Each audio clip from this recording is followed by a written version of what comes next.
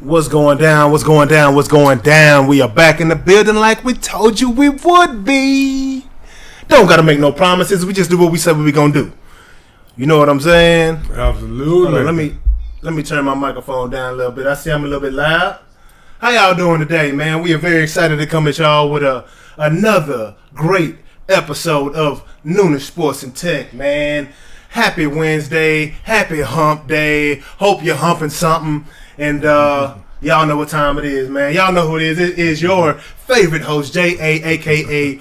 Jonathan Anderson, man. I'm here with my unk, Ronald Bowell. What's going down, huh? Oh, not much, man. We in new location, man. Yeah. You know, we told the people we were transitioning, and now we have transitioned into the new studio location.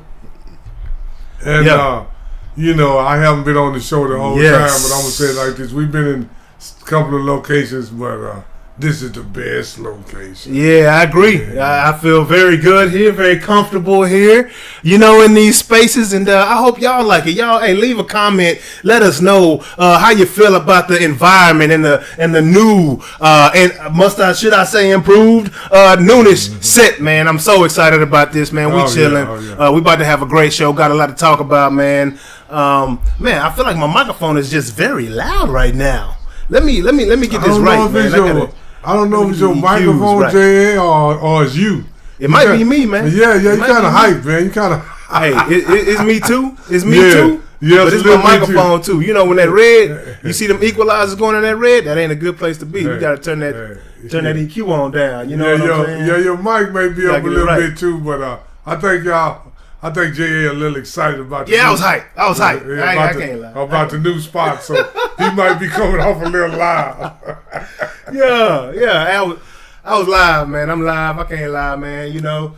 Yeah, but here we go. Let me put these headphones up. You know what I'm saying? You put them headphones up, you'll see how loud you are. Yeah, now I can lock in. Now I can lock in. All right, was I real loud? Oh yeah, you kind of loud. Hey, let's go. Crank up. But you know. Previously, we couldn't be very loud at all. You know what I'm saying? We've had over the past few weeks, like, you know, we had to tone it down a little bit. Kind of had to temper it down because we were transitioning through some other people. Yeah. But then when you get your own spot, you can kind of do like you want to. For sure. But shout out Regis for allowing us to get a space until we get this thing ready to go. So we're going to get this thing cranked off, man. Starting out, we have a couple fun topics to talk about. You know, this first one I'm going to talk about, I don't know if y'all recognize the shirt. If I stood up, you probably would. It's got a one on the back and all that good stuff, man. I had to, you know, back in December, I just had to try it out, man. I just had to see what this Kanye West Yay line was all about. You know what I'm saying? I saw a lot of reviews, and hey, I can't lie, I kind of dig the number one on the back of the shirt. You know what I'm saying? That's kind of, you know, I never wore number one, but I always thought it was a pretty dope number. You know, you got to be that dude to wear number one like Deion say. You know what I'm saying? Oh yeah, you got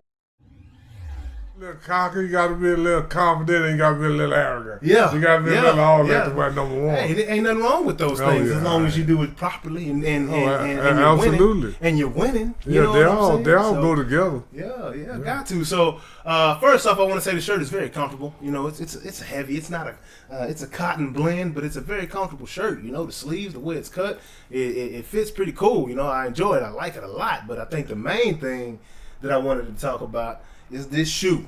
You know what I'm saying? Let me put it on the camera. Y'all see it. The Yeezy Pod. Bow, bow, bow, bow. What is going on? Looks like Karate Kid then kicked it. You know what I'm saying?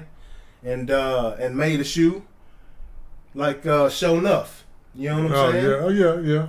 And as you can see by the two dots right here, I got the size 2. They come in sizes 1, 2, and 3. You know what I'm saying? Oh, okay. So it depends on your size foot. And since I wear an 11.5, that's a 2. It's really supposed to be a 3. But I didn't want my shoe too big, so I got the size down so it fit just right. Okay. You know, that's how I did my athletic shoes too, huh?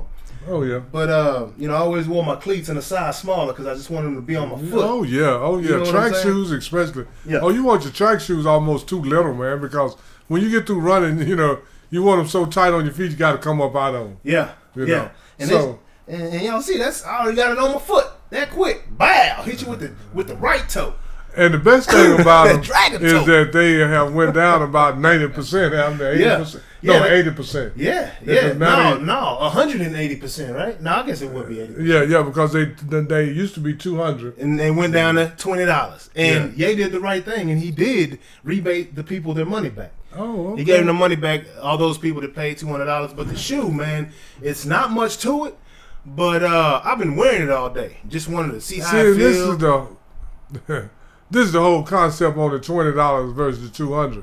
I tell you like this: if he could sell 20 of them for $20, that's better than selling one for $200. Absolutely. And I think for $20 he can sell a bunch of them. Oh, no doubt about it. He has. But for $200, not so fast, my friend. Not so fast, my friend. Yeah, because for $20, I might get me a pair. Yeah, but for $200, I wouldn't go near it. But what he did with that $200 price tag was get everybody's eyes on it. Oh yeah, absolutely. You know, absolutely. that's great marketing. Yeah. You know, that's what I call that. You know, that's a brilliant move by him on his part. But as far as the shoe goes and the functionality of the shoe, it's incredible, man. Like, I can run in these junks. Now, I wouldn't want to hit my toe on nothing, but I got a little extra rub on my big toe right here, just in case I did, you know. Yeah. But it's a well thought out shoe. But no, I don't know how much I'll be wearing them out in public, but I had to wear them today. Felt like it. I ordered it back in December, and I just got them like 2 weeks ago. You know. Yeah, maybe they was on back order. I don't know, but just got them. But shout out, you know, Kanye got my shoes. Took a little while to get them. It's all good. I wasn't really that, you know. Didn't really care about it. It was $20. You know what I'm saying? $20, you know. Yeah. Now, if you'd have paid $200, you'd have been a little bit more answered. Hey. Wear them shoes. Hey, but for $20, oh, okay, they'll be here. Yeah, finally want to draw this weekend to get my son's shoes from Nike. You know, I got them for his birthday or whatever, so I got him little J's or whatever, the little 11 lows that came out. Finally want to draw. First time ever. Just meant to be. Just so happened. I win that draw.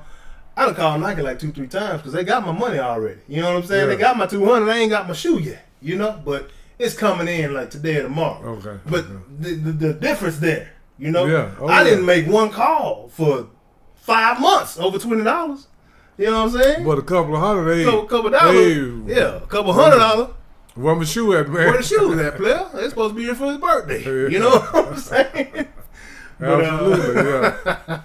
But yeah, man, so let's go on and jump into this show, man. Y'all know what it is, man. First topic, I didn't want to, you know, give the man the honor of being on the screen here, so we went the other direction of the young lady that has really brought a lot of this to the forefront and been the leader and the charge of this whole P. Diddy situation, man. And this sucks because, you know, if y'all know me, man, I mess with Diddy, and I have for a long time. Not no Diddy, not that way. You know what I'm saying? I listen to his music. Only, never met the man, never will, don't want to go to his parties. You know what I'm saying? No. But I listen to East Coast music growing up. Like, you know, if anybody is close to me, y'all know Lucchini's my favorite song by Camp Lo. So I've been watching Yo MTV Raps and just, you know, very influenced by that style of music. Also love the West Coast style of music. Whatever. Everybody knows what's been going on in this case, man. Recently, he was raided by the was it the FBI, right? Yeah, raided to his Homeland Security or something like that, right? Yeah. Like, you know, it's some significant things going on, man. And recently, the most recent thing that's occurred is the video release from what, you know, Cassie spoke about when Diddy beat her, you know, and you know, Ryan Clark just came out and I think he's had the best statement yet. Did you hear what Ryan Clark had to say about Diddy? What he had to say about it? Ryan Clark said, man, Diddy's a bitch. Period. That's all he had to say about it. Because any man that has to take those measures on a young woman like that, trying to escape from you, you know, like that's all we can say. You know? Yeah. There ain't no telling what happened, you know, behind closed doors.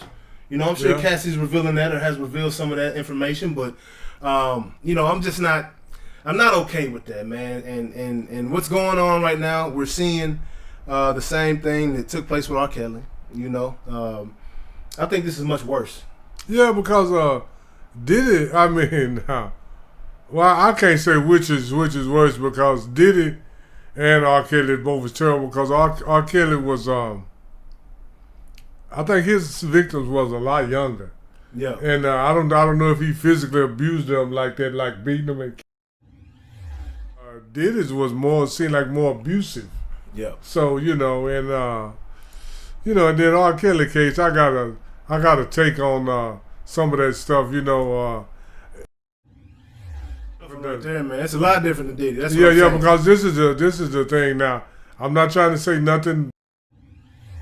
No kind of way, don't get this wrong. Yeah. But some of the parents need to be held responsible. Your daughter's 16, 17 years old. What's she doing flying to Chicago with R. Kelly? Yeah.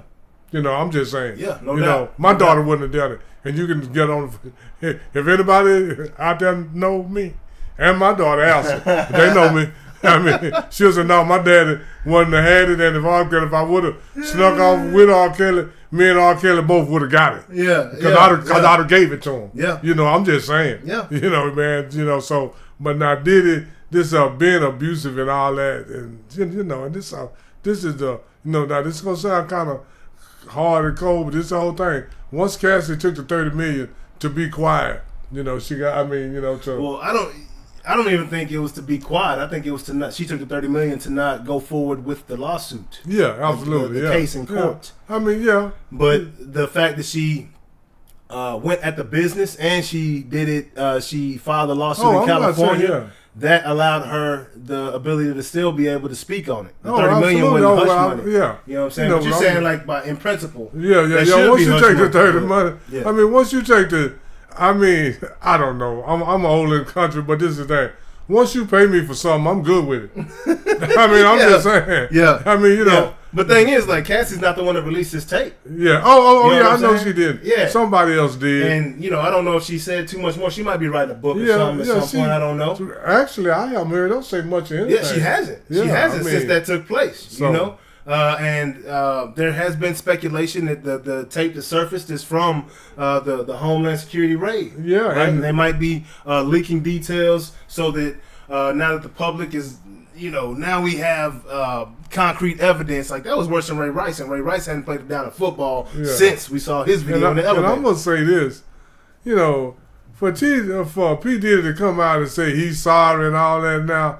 Man, come on, that's so weak. That's lame, man. Yeah, I mean, you know, lame, this is the whole thing. And then he didn't even mention her name in the apology. Yeah, and who's he apologizing to? You know what I'm saying? This is the thing.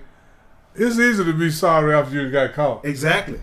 That's it. Now you had 20 years. Yeah. I mean, well, not 20. How many years ago was that? That's been a minute. It's been a minute. Yeah, well, it's been so long. The hotel that happened ain't shut down. It's not even open anymore. So even if it was 8 or 10 years, you had 8 or 10 years to say you were sorry and you didn't mean it. Yeah. But now that the tape surfaced, now you're sorry. Yeah. Are you sorry or you just got caught? Man. I think you got caught. Because it sounds real hollow. And he looked stupid up there to me. You know, I'm just saying what he was saying. Take that. Yeah. I told you that we won't stop. You know, that's, he lived by them words. You know what I'm saying? Take that. All that. You know, I can't believe, I mean, that was a very, that was a disgusting video to watch. You know, it's like a little girl, and she's, you know, Cassie's much younger than Diddy too, man. Yeah, that's what I'm saying. Watching him kick her and, you know, like, throw her down by her neck, and she's obviously just trying to run. You know what I'm saying? Yeah, like, you know, and this is the whole thing about me, man. I don't get it. This is man. I got a lot of sisters, and you know, 3 daughters, and a whole host of our nieces. Man, come on, man. Yeah. You know, so you know, our family full of women, man. We got the utmost respect, and I just don't see how. You know, I'm gonna say it like this. If a dude have made me extremely mad, if I knock him down, I'm probably not gonna kick him. Somebody got to make me extremely mad for me to really stop do all that extra. Down. You know what I'm saying? Do all that extra. It's been reports that like Diddy has he blew up Kid Cudi's car. He blew it up over. I guess he had a thing for Cassie or something, or tried to get at her or something. But I mean, he should. They about the same age. Well, you know all these, you know, and these guys. It's an old, like I tell you, it's an old country saying. Say you'll get by, but you won't get away. Yeah, P Diddy been getting by for a long time. Oh, no doubt. Oh, but he didn't get away. I mean, he been getting away for. He been getting by. Mean, look, it's one time, you know, accident, or one time, wow, okay. I'm gonna say it 2 times, this. Maybe accident, but 3 times, like it's something going on, and more. And what I'm talking to, and what I'm talking about, are all of his artists that end up dead. Yeah, and that's crazy to me. And this is a telling sign. Biggest mama can't stand it. Can't stand it. Boy, when your mama don't like you, Man. when somebody's mama don't, Yeah. hey, I'm gonna tell you this here. Well, she know Biggie was about to leave Bad Boy. You can take this to the bank. If you got a good mama, now it's different between just a mama and a good. If you got a good mama and she don't like one of your friends, you better leave that friend alone. Yeah, man. 9 times out of 10. Yeah. I mean, because your mama know. Yeah. Regardless of if, You might not know. Yeah. But your mama know. It's been plenty of times. And as I have my own sons now and kids now, and I see how they are hard-headed like I once was, it's hard to watch. It's hard to watch your kids, get out there and bump their head when you already told them the right thing to do and, what to expect. So, but I guess it's necessary in some situations, but hopefully, not in the worst situations, but mama knows. Oh, yeah, mama knows. Mama knows. And there ain't no doubt about that, man, but prayers continue to be with Cassie in that whole situation, man, and everybody else that has been victimized in that whole situation and been taken advantage of, man. It's been plenty of people. I put my hands up on accident, y'all, but it's all good, and I moved the camera. Yeah, so we got it. That's what we do. Hey, let me put my hands up. Hey. Wait a minute. But you know what, we got answers. We got answers, Oh yeah. You know what I'm saying? So what we're gonna do is just let you handle that right now real quick. Yeah, well, J.A. is the producer extraordinary, the director, and the host. I am just the co-host. So right now he's doing a little producing and directing. He's producing the show and directing himself. Sound, whatever, Yeah. See, I'm just a Ed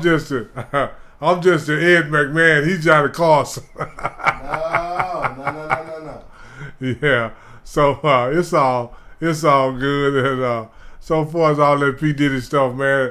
And I'm gonna tell you like this, I'm one of these people, man. Anybody that know me, they'll tell you that, man. Ron, he hard, man, but he fair. And I'm gonna tell you like this: all I hope in all parties is that everybody get what they deserve. That's it. That's what I want to happen. If P Diddy deserves to get off, I hope he do. If he deserves to go to jail for the rest of his life, I hope he do. Yeah. Whatever he, as long as he get what he deserves. I don't want him to get away, but if he get what he deserves, and I think he's going to do that, so I can live with that. Yeah, as long as these people get what they deserve, man. You think R. Kelly was a messed up? What you think about that situation? I know it's off topic, but Yeah, R. Kelly was that was a bad situation too. But like I say, a lot of the times when you talk about the people that R. Kelly was connected with, a lot of times the parent or somebody was nearby. Yeah. So it had something to do with because even the young lady that sung with him named Sparkle, when they was doing the R. Kelly interviews, she said she went, she took her niece to the studio with her. Yep, I remember that. And then she got up and left her niece there with R. Kelly, and then R. Kelly took advantage of her. But this is the whole thing. If you know that R. Kelly taking advantage of young girls, why you gonna take your niece up there in the first place? And why you gonna get up and leave her? Yeah, I mean, I'm just saying, don't take what I'm saying the wrong way. Y'all, I just want everybody to take some responsibility for your part of the situation. That's all I'm saying. Yeah, no, I feel that. I feel that, and we got it back right. We got it back right. And as you see down low, we about to talk about this boxing. That's the next topic. Oh yeah, boxing the next topic. I mean, we talking about Diddy, so may as well talk about boxing. But because R. Kelly though. Because I like to box P Diddy and R. Kelly. Oh, I love to. I like to box. I love to box P Diddy right now. You know what I'm saying? There's a whole lot of people. It wouldn't be good for you, dog. It wouldn't be good for you, dog. No, there's a whole lot of people want to box P Diddy right now. Mm-hmm. Yeah, man. But this weekend, it was an incredible weekend in the combat sports arena. Specifically talking about boxing in the heavyweight bracket, right? Man, heavyweight championship title, first ever undisputed, lasted for a day, but undisputed champion, man. Congratulations Usyk, man, like Alexander Usyk from the Ukraine. Man's been to war and back. You know, I think he was the IBF champion coming into the fight. Tyson Fury had never lost. The Gypsy King, man. So he fought. Wait. Usyk fought in the war. Absolutely. No, Him Usyk. and Lomachenko for their countries. I wonder how many American boxers would fight for ours. Well, It's hard to call. Right now, ever since Muhammad Ali, absolutely zero. no, I'm saying, but you know, like Joe Louis and then went to the army, and I don't think he went to fight.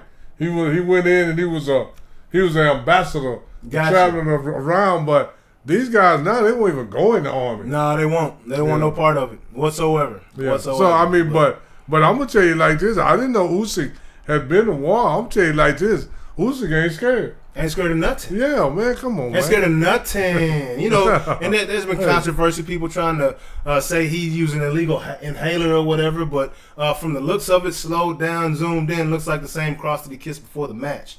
So people saying he took inhaler to help him clear his lungs so he could, continue on or whatever. And if you did, bro, and if you didn't, you got away with it, so be it, dog. I'm just happy to see you All I'm gonna say is like bro. this. Man, that inhaler ain't gonna help you that much, man. You know what I'm saying? No, you gotta have hands, man. You gotta have You gotta hands. be able to fight. And what I tell you about Usyk last week, Yeah. I said he is a great boxer. Yeah. And Usyk can box. And what I tell you about Fury, I've never been impressed with him. Yeah. He's the best of what we got. Yeah. He's not impressive, man. Well, the only to thing me. that's been impressive about Fury to me is the size of the man and how quick his hands are. Right, he's got quick hands for a big man like that, and I'm not used to seeing heavyweights. You know, I'm not used to seeing much hand speed in a heavyweight. You know, and I don't see hand speed. What I consider hand speed, I don't see it at that level, at the heavyweight level. I see a lot of power. I see dudes taking shots and getting hit and stung. You know what I'm saying? Foreman wasn't quick. I can't think of one. The only guy maybe that had some quickness was maybe Holyfield, Tyson, Lennox Lewis. Maybe Lennox Lewis. But there was more power in that bracket before than Mike speed, Tyson is throwing shorter. Yeah, because he's punches, but his hand speed though. Yeah, his hand speed is just what that is. Yeah, for sure. Yeah, sure. But Mike Tyson's it's everything speed with Mike Tyson. Yeah. You don't know where it's coming from. I mean, Joe Frazier had together. These guys now, to me, I'm just been. Joe Frazier had good hand speed. Muhammad Ali, I would say. I know Ali had hand speed. I will say that. Mike Tyson and them hand speed faster than. But you're talking about the best of the best heavyweights. Yeah, absolutely. Yeah. I'm talking about in general. You see there. Well, you got to put Tyson up there. They try to say Tyson is one of the best of the best. Yeah, but no doubt. But I'm just saying. I love Mike Tyson. I have seen Mike Tyson. Because I'm gonna tell you like this: when Mike Tyson first came out, I tried to poo-poo on Mike Tyson. You know how it's just hard to let go of yesterday. Yeah, you know the song. It's hard to let go of yesterday. Yeah. So when Mike first came out, I was saying, "Oh, Mike this, Mike that." But then when he kept knocking jokers out there, I was like, "This boy got hands. Yeah, he got hands." You know. So, but I have. And Mike Tyson have made me stand out of, jump up to my feet. Absolutely. Tyson Fury ain't never did that. No. You know what I'm saying? Holyfield has made, just with his grit and his just fighting power, and taking punches and giving them, I was like, woo. Tyson Fury ain't never did that. No.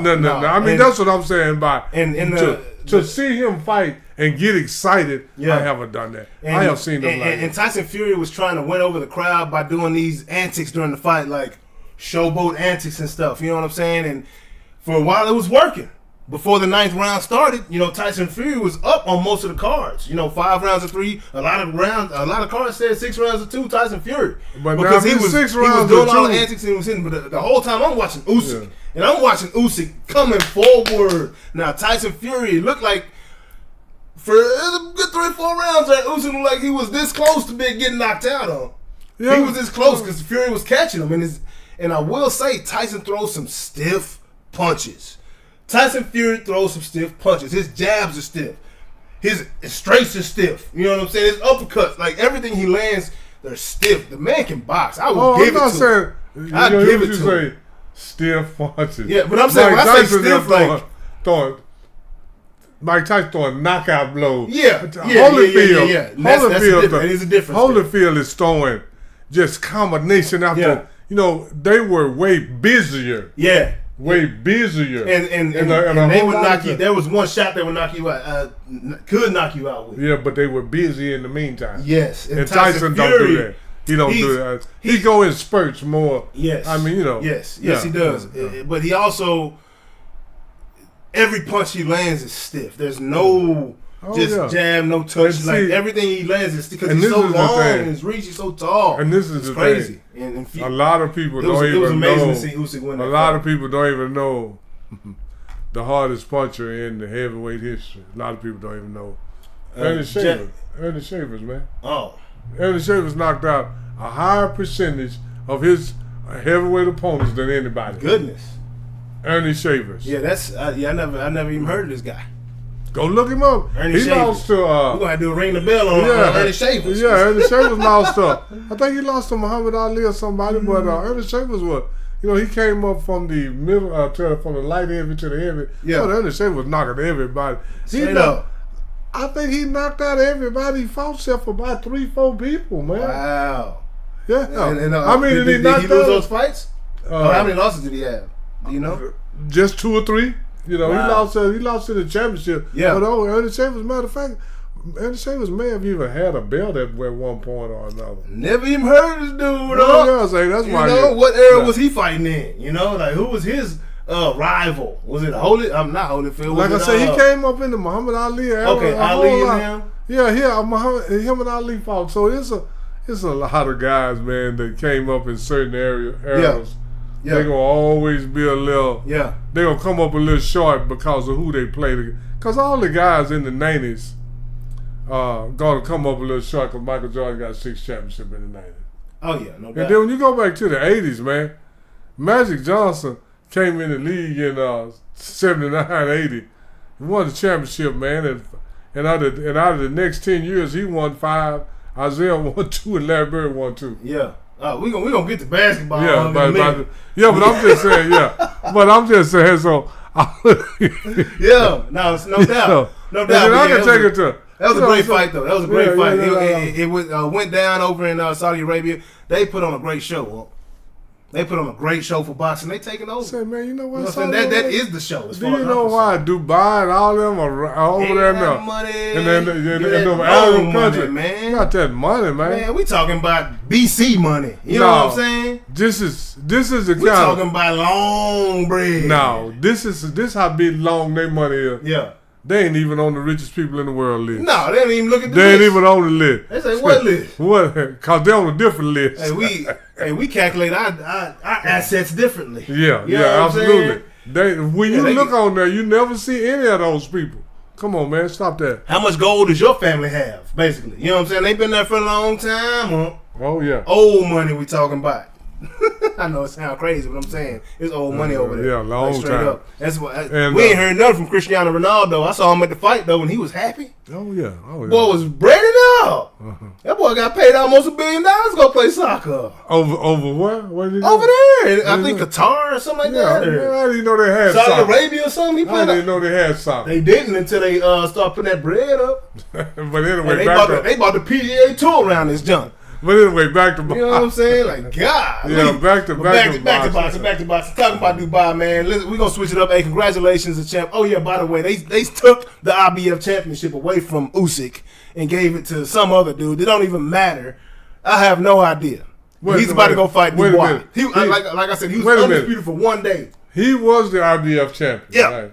Undisputed champion. And then he fought the guy that had 2 belts, and he got all 3. And they took one away and gave it to somebody else. Yeah, I think he had all 4 belts. Why? I don't know. I don't know the explanation. I've been looking for the explanation of why they took. But he already had that belt. But I think they took his belt because he had a mandatory. He had a mandatory with the IBF. So, he fought Tyson Fury instead. So is the guy became the undisputed for 1 day. The guy can't be ranked higher than Tyson Fury.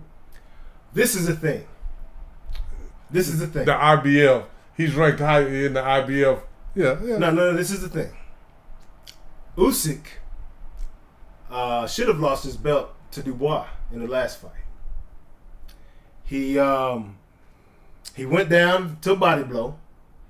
Was on the canvas for a while. Usyk was. And the referee determined it was a low blow. But it was a body blow. By, I think his name, Daniel Dubois. A brother over there in England. So now they took it away from Usyk and gave it to him? Yeah, no. They gave it to another guy. And now Dubois is about to fight the other guy. And I'm guessing they believe that Dubois is going to beat that guy. And then he would have to fight Usyk again. But after Usyk came back from the knockdown, he knocked Dubois out. So I don't even know why. Let me say this. That's why boxing is very. That's why, man. That's why boxing keep a black eye. Yeah. Because boxing is full of sugar, honey, iced tea. Absolutely. They full of sugar, honey, iced tea. And them referees, you can trust them as much as you can trust your NBA ref. You know what I'm saying? That Boston game did not look right last night. I'm sorry. But we'll get to that later. Yeah. But also coming up, man, as y'all know, Frank Martin, Noonish alumni, the homie, you know, he is fighting Gervonta Tank Davis coming up June 15th, next big fight, man. And hey, finally people are taking notice. People are finally taking notice and giving Frank his credit. And they realize that Tank is in for a fight. And if you look at any of these press conferences, even on this picture right here, if you look at this picture carefully, who's looking in whose eyes right there? And who's dodging? And I don't know if that matters to you, but it matters to me. Oh, hey, I ain't scared to look at.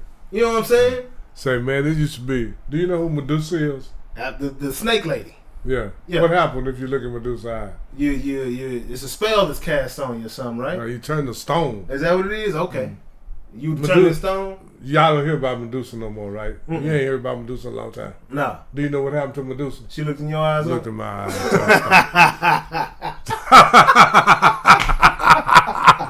I looked at Medusa. Hey, I would take these glasses off with Noonish. Hey, you don't want no problem. See, when I first came on Noonish, I was trying to be modest, and I wasn't wearing my glasses. So, you know, if you go back to them old shows, I keep my head down like that. Yeah. I didn't want to look at it. I didn't want to turn. And then a couple people told me, say, man, you about to turn somebody stone. You better put your glasses on. Hey, you would run it back. Hey, but I'm just saying, you gotta have heart. And I'm gonna tell you like this: the eyes is the window to the soul. Yeah, they are. If you look a man in the eyes, you got a weak soul. You know it when you look him in the eye. Immediately. You know it immediately. Immediately. All the time. You know. So you know when you see these people, Ocho Cinco, you don't want to look at Ocho eye. Because you'll still be looking in his eyes. You'll be going for a touchdown. Yeah. So that's why Ocho wear glasses. That's why Ocho. Ocho wear the glasses. Yeah. So you see this? You see what I'm seeing though? Yeah. Oh, absolutely. There's no intimidation going on here. You know what I'm saying? No. And Frank continues to call him out. And Frank is like, look, man, people talk about the sparring. We talked about the sparring when he came on the show, but it was relevant then. Frank came on our show. We was trying to let y'all know what was going down back in 2020, you know, or 2021. You know what I'm saying? When he came on the show the first time, right? So, Gervonta, you know, he got a taste of it in that sparring session. So we talked about it then, and Frank didn't have much words to say. Frank is not a talker, you know. And this whole process, I'm sure it has to be either funny or frustrating for Frank, and hopefully it's funny to him because hopefully they ain't taking it too seriously. Because you got to sell the fight. You got to sell the fight, but Frank ain't a talker. And Gervonta's doing a whole lot of talking and a lot of casting. When you're about your business, none of that matters. Yeah. None of that matters. Yeah. You can talk, you can play, you can laugh, you can do whatever, but you got to get in the ring. You got to get in your starting blocks. Yeah. You got to get in the circle and throw the ball up. Yeah. You know, you got to flip the coin. Yeah. So it doesn't matter about all that before. And if you're about your business, you just like produce to talk. Absolutely. And this is one of them situations on, you know how you can be cool with somebody like friends. You know what I'm saying? But then you got your partner. You know what I'm saying? And every time your friend fights somebody, like, yeah, you got their back. You know what I'm saying? Like you go for your friend. You want your friend to win. But when he fights your bro, when he fights your brother, you know what I'm saying? Your ace, like. Yeah, what about when he fights you? Even? No, I'm just. But that's. I mean, obviously. But when he fights your ace, you know what I'm saying? Like, you got your ace back now. Oh yeah. It's not that you hate your friend. That's your friend. Yeah. You like this guy, and that's how I feel about this fight. I like Gervonta Davis a lot. I go for GTD every fight. You know what I'm saying? Yeah. I'm about that. I love Tank. He's one of my favorite fighters. But now he's fighting Frank. So, you know. Well, I'm gonna say, yeah, it is I understand Frank your boy, but I'm gonna say it like this. Frank gotta be about his business. Oh, absolutely. Tank is real deal. Tank's a real deal. Tank is real deal. You know, I don't know him like you do. Yeah. I mean, you know, like I mean, I'm not trying to say me and Frank are best friends, but we do talk about boxing when there's fights. Yeah, you know absolutely. Yeah. But yeah, I understand that, but I'm just saying, like you say, it's always been man, one time I seen two professional athletes have a fight. Yeah. I ain't gonna call no name. One played for the Dallas Cowboys, and the other one played for the Cincinnati Bengals, and he's from Dallas. And I knew him when he went to Wilmer Hutchins. What positions? What positions did they play? Hey, wide receiver and defensive back. Oh man! So they carried that spilled over from the field. Yeah, so they were at the club, and the bouncers that they had. If me and you have a fight, they'd put us in the headlock and throw us halfway across the parking lot. Yeah. But when there was somebody like two professional athletes had a fight, they let them go. They let them go. Into a spectacle. Everybody watched. And they were going at it. The Dallas Cowboy and the Cincinnati Bengals. Who won? The Dallas Cowboy were wearing the Cincinnati Bengals. Well, I don't think the Cowboy would mind if you said his name if he won. Who won? And the Dallas Cowboy. What number he won? What number? He played wide receiver for the Dallas Cowboys. 88. Was it 88? Anyway. Hey, that boy throw them hands. Hey, I know a little Mike. I think Mike related to us.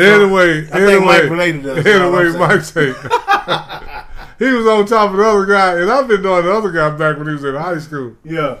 So I said, get up, man, and get up and get him.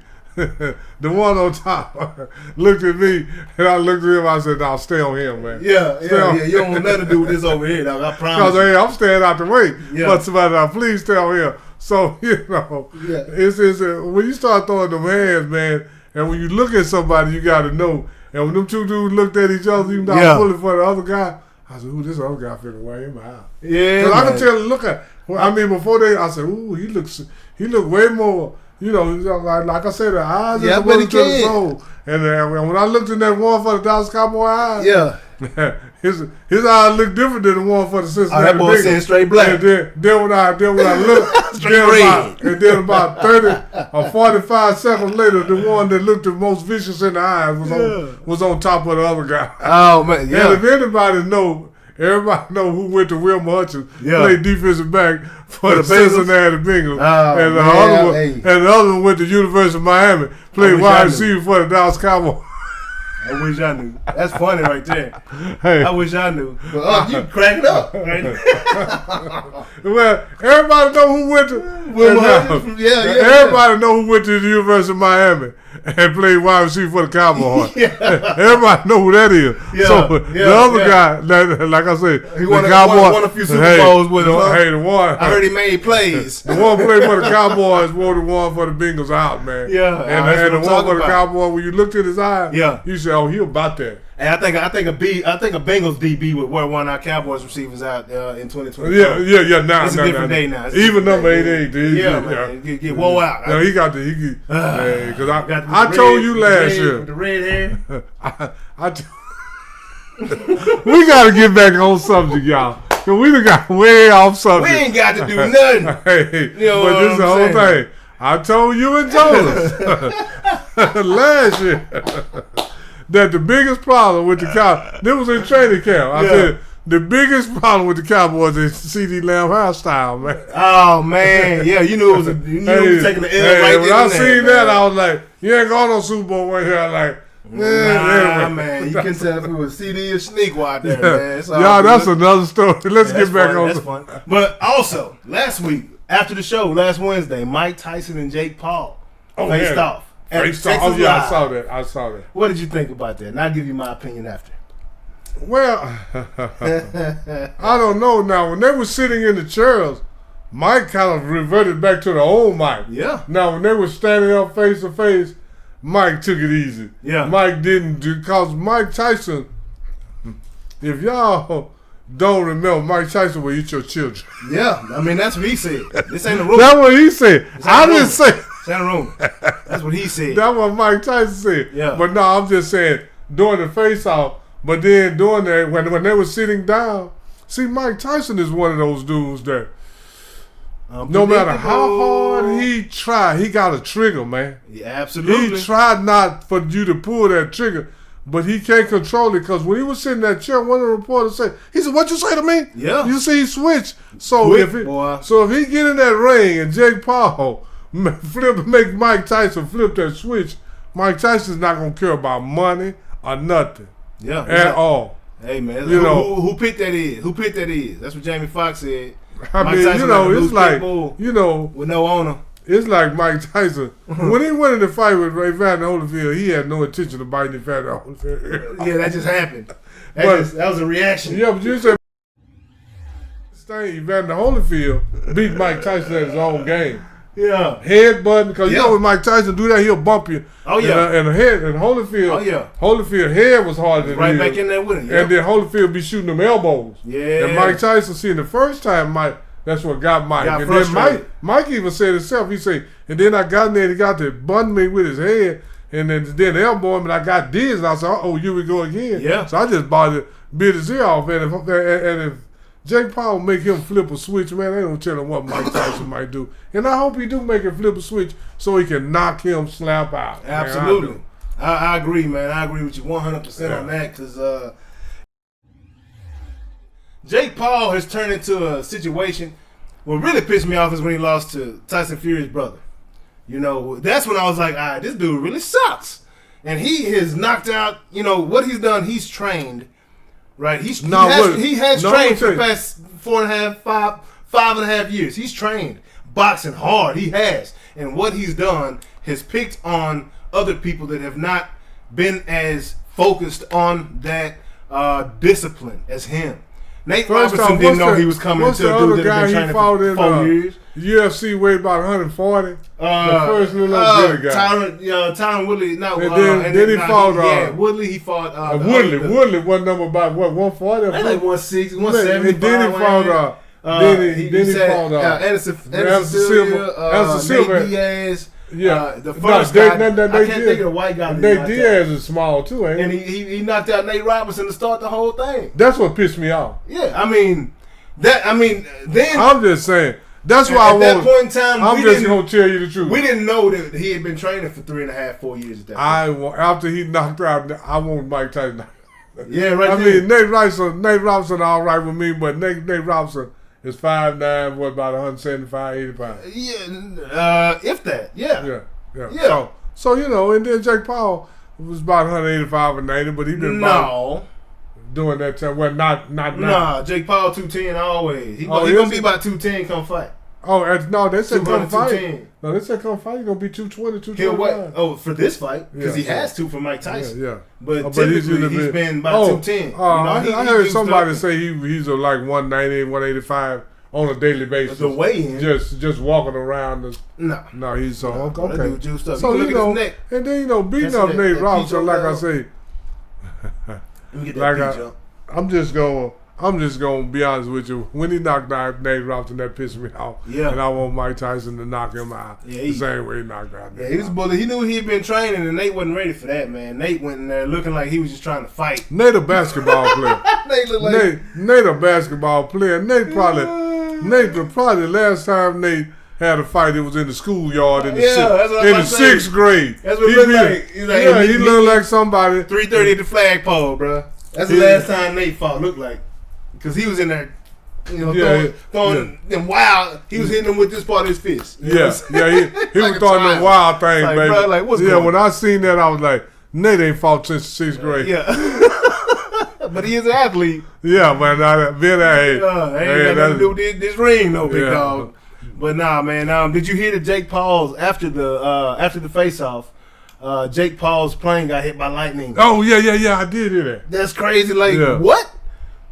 How's a plane not go down? Like, I'm gonna tell you like this understand here.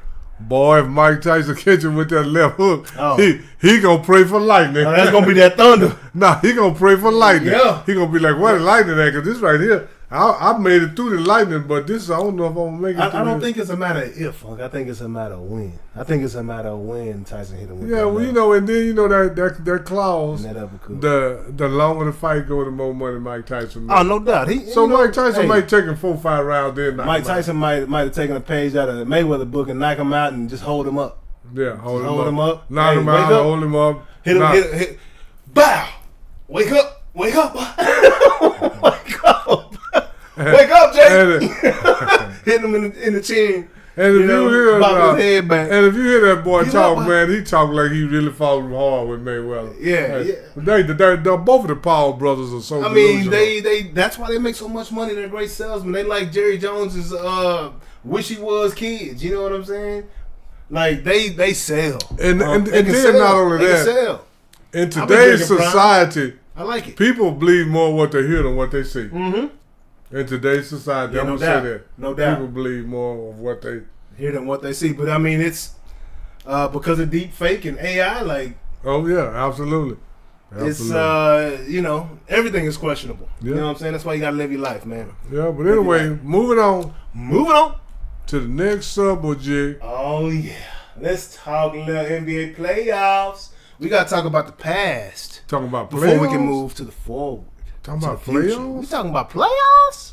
Playoffs? Yeah, we talking about playoffs, man. Let me go on and get the right verbiage on the screen for the people. You know, the Mavericks and OKC, that was a series right there, man. Oh my Well, god. really, all these series been good. They have, That's the first round. The second round was awesome, man. yeah, they have all Awesome. been great, in. man. All in. PJ Washington, welcome home, bro. Like, glad you came back home.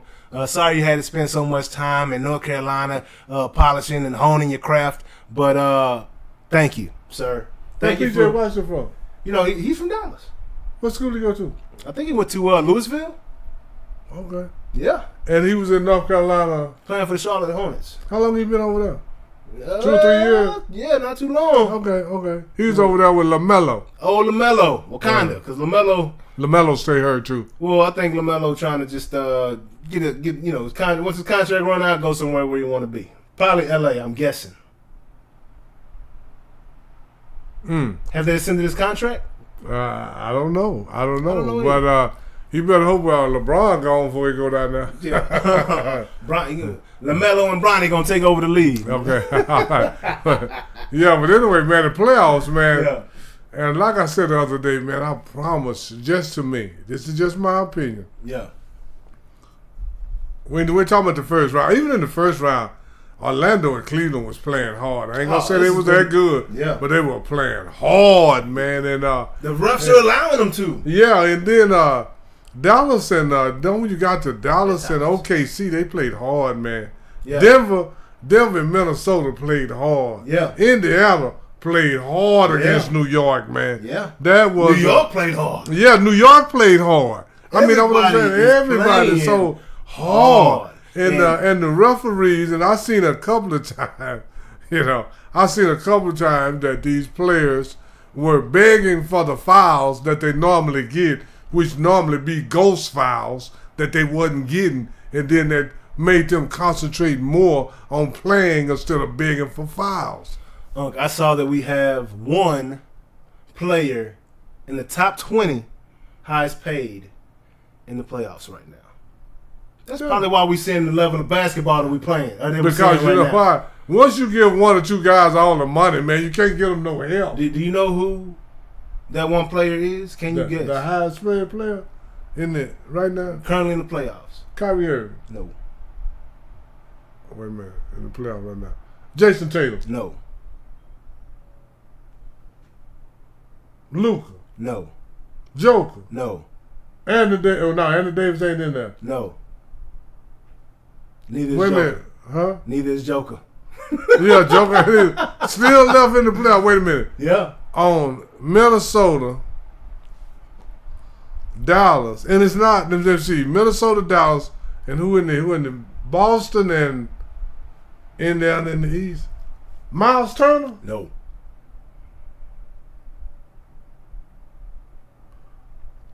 Think about Al Horford. No. Think about the people that are getting all the accolades these days. Oh, I'm tired. I mean, they're not from America.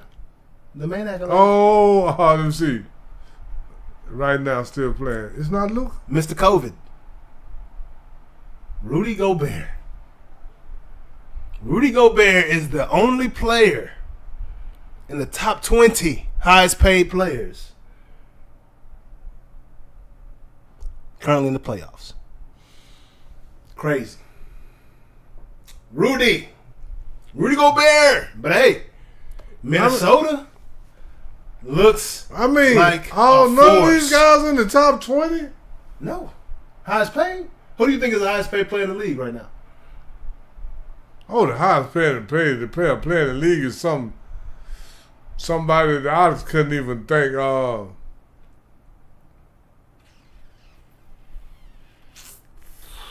It's not who I think. Who you think? Just somebody like Tobias Harris or somebody. No, it's not like that. It's very close to who you think. It's Steph Curry.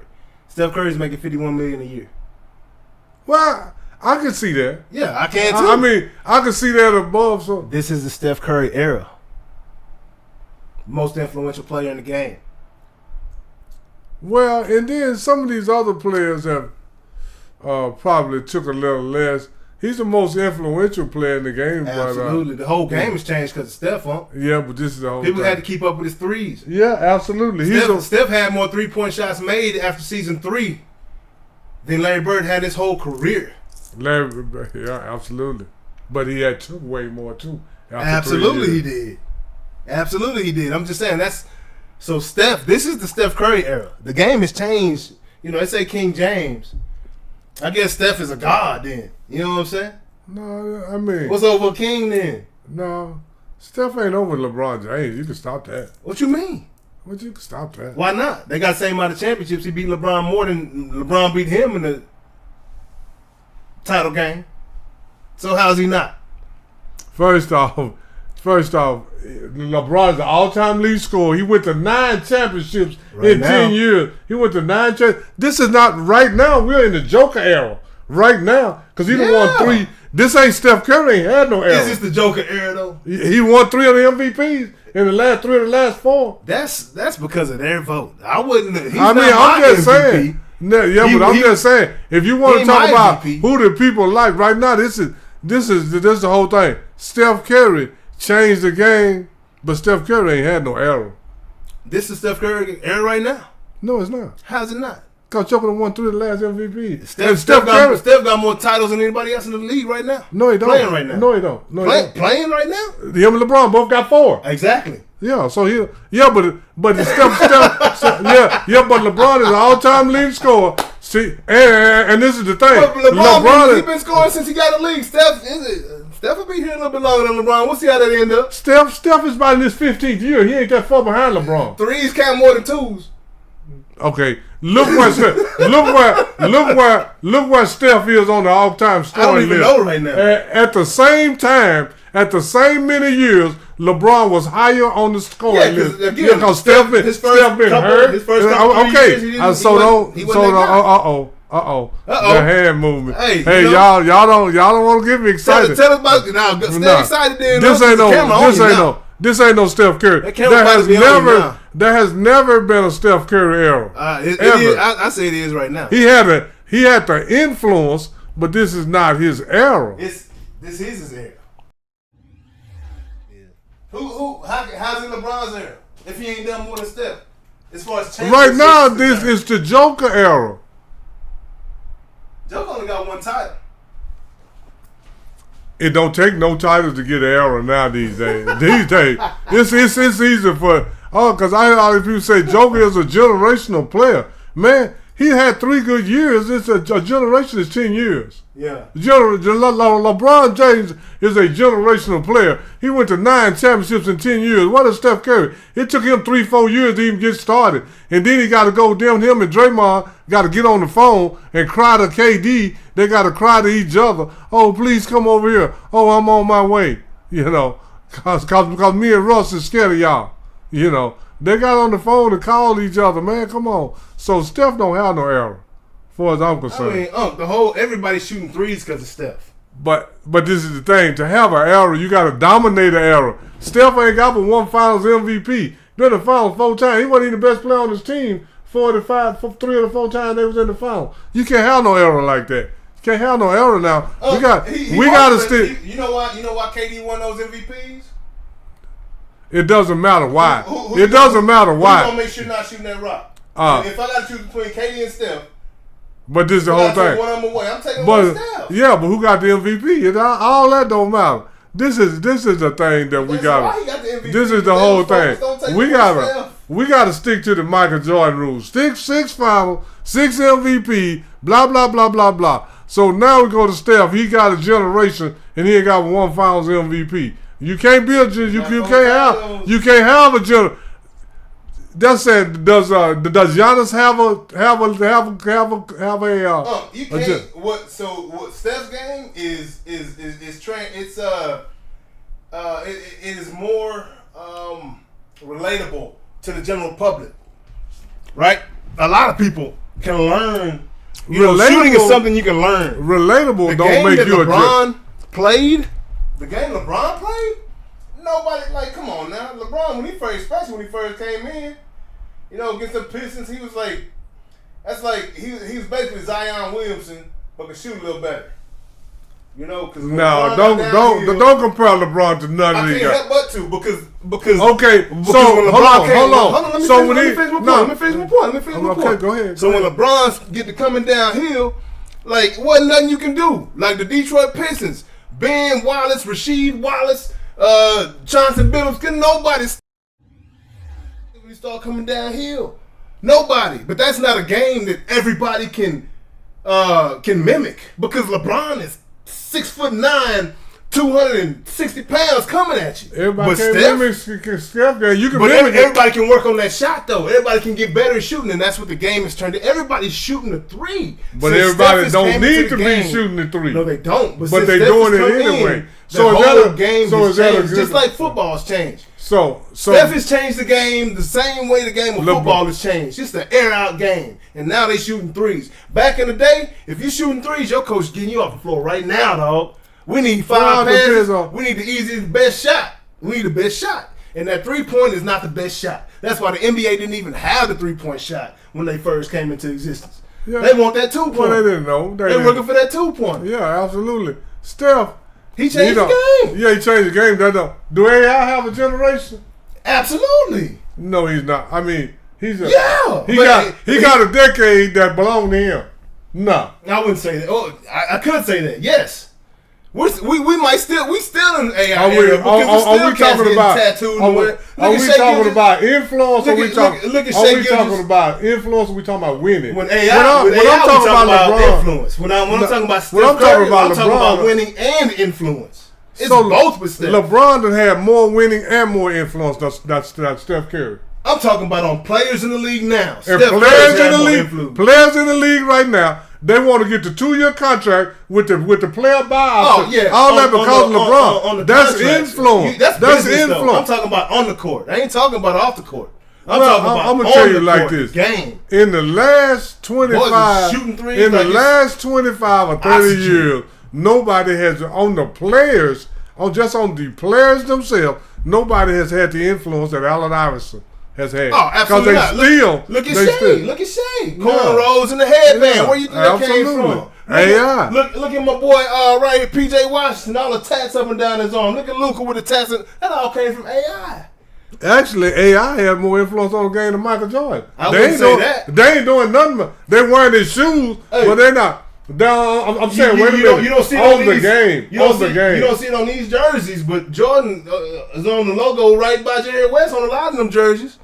And several players are still winning. Luka won Jordans. Luka's a Jordan player. So exactly. Hey, but we talking about out here. But we talking about the players and their actions. Yeah. They are mimicking Allen Iverson. Oh, absolutely. They're wearing our Jordan They're mimicking Jordan, though, too. No, they're not. Kyrie Irving is. Kyrie Irving is a product of Kobe Bryant, who is a product of Michael Jordan. How's he mimicking? In his plays. Kyrie Irving is a third generation Michael Jordan. This is what I was trying to say a few weeks ago. Because he went to the Kobe Bryant camp. Kobe Bryant said that Kyrie Irving was his. These are Kobe's words. Kobe Bryant said Kyrie Irving is his mentee. If he had to name one player in the league currently as his mentee, who would it be? He named Kyrie Irving. Go back and look at Kyrie's game. That's Kobe. Look at Kyrie's game, huh? He plays just like Kobe, who plays just like Jordan. He has Kobe's moves. They get to the spots and do the same moves. Now Kyrie's got more handle. But I'm just saying, man. He's a 6'1" version. I wouldn't even put Kyrie's name in the same conversation with Kobe and surely not Michael Jordan. I would. I know you wouldn't because you don't respect him like that, but I do. Kyrie's that dude, huh? I don't know. I know you don't like what he did up in there and his whole career basically outside of Cleveland. Okay. Before LeBron got there. Because he was losing before LeBron got there. Yeah, we know that. But Kyrie, you can't help but to give him his props right now because everybody. Stephen A. Smith said that Kyrie should retire, Unc. So what? He said he should retire. Let me. And the player, we need Kyrie. Kyrie is I think he's more crucial to the Mavericks than Luka is at this point. Let me tell you something right now. Let's get this straight now. I think you know your uncle better than me. I don't give a damn what Kobe said. I don't give a damn what Stephen A. said. I got my own opinion. Yeah. I've been watching sports and participating longer than both of them, so I don't give a damn what Kyrie said. I don't give a damn what Kobe said. I don't give a damn what Stephen A. Because this is the thing. They don't know more what they talking about than what I do. So I want you to start repeating what Uncle said. Quit telling me what Stephen A. said. I'm just being honest. No, Stephen A. said Kyrie should retire, Stephen A. don't know shit either. This is the thing. To the extreme. There has got to be. Kyrie's a great player. But this is the thing. There's got to be some middle ground. I'm saying Kyrie is a great player, but I'm not finna mention Kyrie with Kobe and Michael. Well, I'm mentioning Kyrie because Kobe mentioned Kyrie as his mentee. Because Kobe used to go to all his camps because they had the relationship. Kobe taught him all his secrets or whatever, whatnot. His first championship, Kobe was a cat that Kyrie called after that title. You know what I'm saying? And it was like, hey, it worked. What you told me worked. You know what I'm saying? When he won his championship with LeBron. So that's why I'm mentioning him in that same breath. And there's been videos all over YouTube that have surfaced how Kobe basically was Michael Jordan in another skin. They go back and look at the moves, and you can do the same thing with Kyrie Irving. But he's got a few more tricks in his bag. Because his handles, he's like a yo-yo. It's coming back to him. I'm going to say okay, but me, I'm not. Watching. This is the whole thing. This is the whole thing. Like you said, Kobe is Michael Jordan in another skin, and Kyrie and all that. But I'm going to tell you some players. I ain't never seen no Magic Johnson in another skin. Nah. He too good. You can't do what he did. You can mimic some of this other stuff. Well, you can't mimic the skyhook. We're going to talk about that later. You can't mimic the skyhook. You can mimic all this other stuff. We ain't seen that. You know, so all that being mimicking and being marked, that means that you can be, you may not be duplicated, but you can be replicated. It's the best form of flattery. When somebody try. When somebody try. That's the best form of flattery. Yeah. And then another form of flattery is when people say that's too hard, I can't even do it. Oh yeah. Like the sky hook. They say that's so hard. Yeah. But anyway, that's a whole nother song. Moving on. So yeah, man, congrats. Mavericks moved on. Hey. They run into a buzzsaw. Yeah. The Minnesota Timberwolves. This is going to be one of the most entertaining playoff series. I want to see this. I can't wait, man. Because I'm going to tell you this. If people been watching the show, I picked Minnesota when it first started. Yeah. I said if Carl Anthony can stay healthy. Yeah. Excuse me. And play good, Minnesota can win it. Yeah. And I still believe that because Minnesota. See, this is the whole thing. Are you going for Minnesota over your Mavericks? Is that what I'm hearing? Or we just They're not. I mean, I live in Dallas. They're not my Mavericks. They're not. They're your Lakers though. They are your Lakers. Though. Yeah, absolutely. Because I've been liking the Lakers since the '60s. Well, I thought at least Mavericks would be second up. Yeah, ain't no second, huh? First. That's it. Yeah, side chick. No, see, because this is how we grew up. Second ain't but the first one to lose. Yeah, you're right. You're right about that. You're right about that. So now I do like the Mavericks and all that, but like I say, it's the Lakers and these playoffs really have been entertaining. Oh my gosh. They've been one of the better entertaining playoffs because all of the games. See, and this is the thing. Even go back to Denver and the Lakers. Man, every game came down to the last 2-3 minutes, man. Yeah, they did. Denver didn't. Denver, and I was having some conversations with some guys today, and they were saying, LeBron ain't watched up. And I said, and I made a statement. I said that if LeBron James was as good as he used to be, they would have beat Denver. And I'm gonna stick to that because this is what I want to say. If he would have led both teams in scoring, rebound, not the Lakers, but Denver and like he did against Golden State 2 years in a row. If he would have led the whole series in scoring, rebound, assists, steals, and blocks with a 33-point triple-double, they would have beat Denver.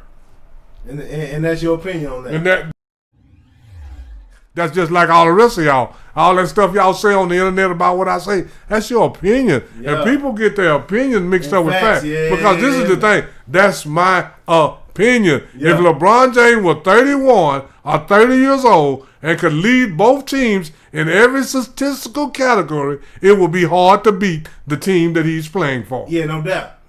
I don't care who he's playing for. No doubt about that. And I'll say this, the teammates he got now ain't that much different from the ones he had in Cleveland. They disappeared. What? Fred VanVleet, he's on that top 20 list. You know that? Fred VanVleet is on the top 20 list. Well, they're a teammate. I'm thinking about the other guy who like Fred VanVleet.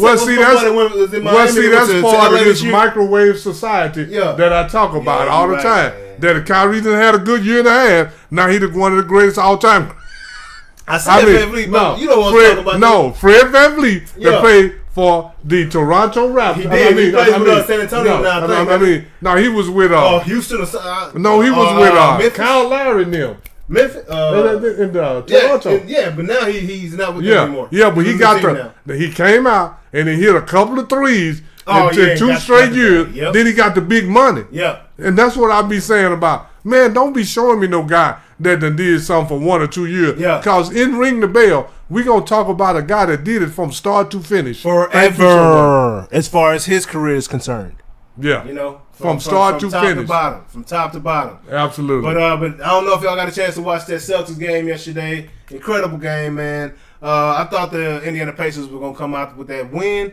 But Jaylen Brown said, Jaylen said, hey, they cashed that shit. He said they signed that bad boy and gave it to me for $300 million. Oh yeah. So I'm gonna go and hit this. Let me hit this 3. And I think, like I said, that was keep this party going. You know what I'm saying? Yeah, that was another hard fought game for the first game. Yeah. And this is the thing because I thought when New York got Indiana down, I said, Indiana about done, but Indiana came back. So I'm not gonna count Indiana out now. Is Porzingis injured? Where's Porzingis? Who is that? Mike Jones. Who? Who? Porzingis? Who? Back then they didn't want him, and now they still don't. Porzingis? Hey. So this is where this is why I'm leaning towards Indiana, and I already told you this. Porzingis? Nope. It's the man that coached us to our first championship. Rick Carlisle. Hey man, to this day, and I said it back then when he was in the Mavericks coach. Why they let him go? That was my first question. Him and Luka. Why they let him go? Him and Luka, and you gotta give preference to the young buck. Obviously, I guess I don't know. I'll say this. Rick Carlisle, you can't even say give preference to the young buck because guess what? Rick Carlisle went and got some more young bucks. And he had the same stage Luka had. I mean, so I'm just saying. So which one? Man, I mean, I'm calling it right now. Dallas Mavericks and Indiana Pacers NBA championship. I'm calling it right now. That's how much I believe in Rick Carlisle. No, you can't. That's how much I believe in Rick Carlisle. Let me tell you something right now. J.A. is delusional. Hey, let me tell you why. They said that about me. He throwed his hands up. Hey, I just want. Nah, I'm gonna tell you why. I'm gonna tell y'all why. It ain't got nothing to do with the marriage. He gonna go against Michael Jordan's son. Hey, he just. Hey, I'm just saying. Anthony Edwards. He like my. Will his team. Absolutely, I'm going against Michael Jordan's son because you know what? He fighting against my partner. Hey, baby, because guess what? This is the whole thing I try to tell people. I tell people in my family this. I said, you sure like your dad a lot. You do this, you do that.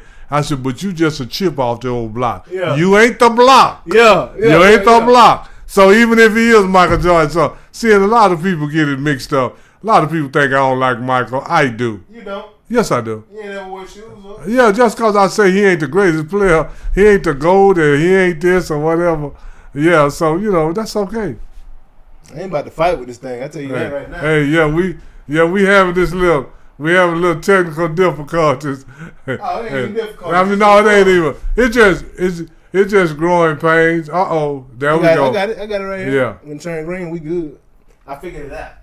When it turn green, okay, yeah, we gotta. It ain't really no technical difficulties. See, this is thing. This is a live show. Yeah, this is not pre-recorded. And we don't get a chance to have, because I got a little acting experience. I've been in a couple of movies, been in a couple of stage plays. Now in stage plays, it's live. You don't get a chance. See, in a movie, you get a chance to say, you get a chance to do like that and say, take one. Oh, that wasn't good enough. Take two. Yeah. All that. But in live podcasts and stage play, close to it. You better work it out. Yeah. It ain't no takes. Yeah, man. It ain't no takes. Yeah, man. So we got that figured out, Yeah. So it's Noonish Sports and Tech. So I got high tech cameras. I don't have a normal camera that just don't do nothing. My camera looks around.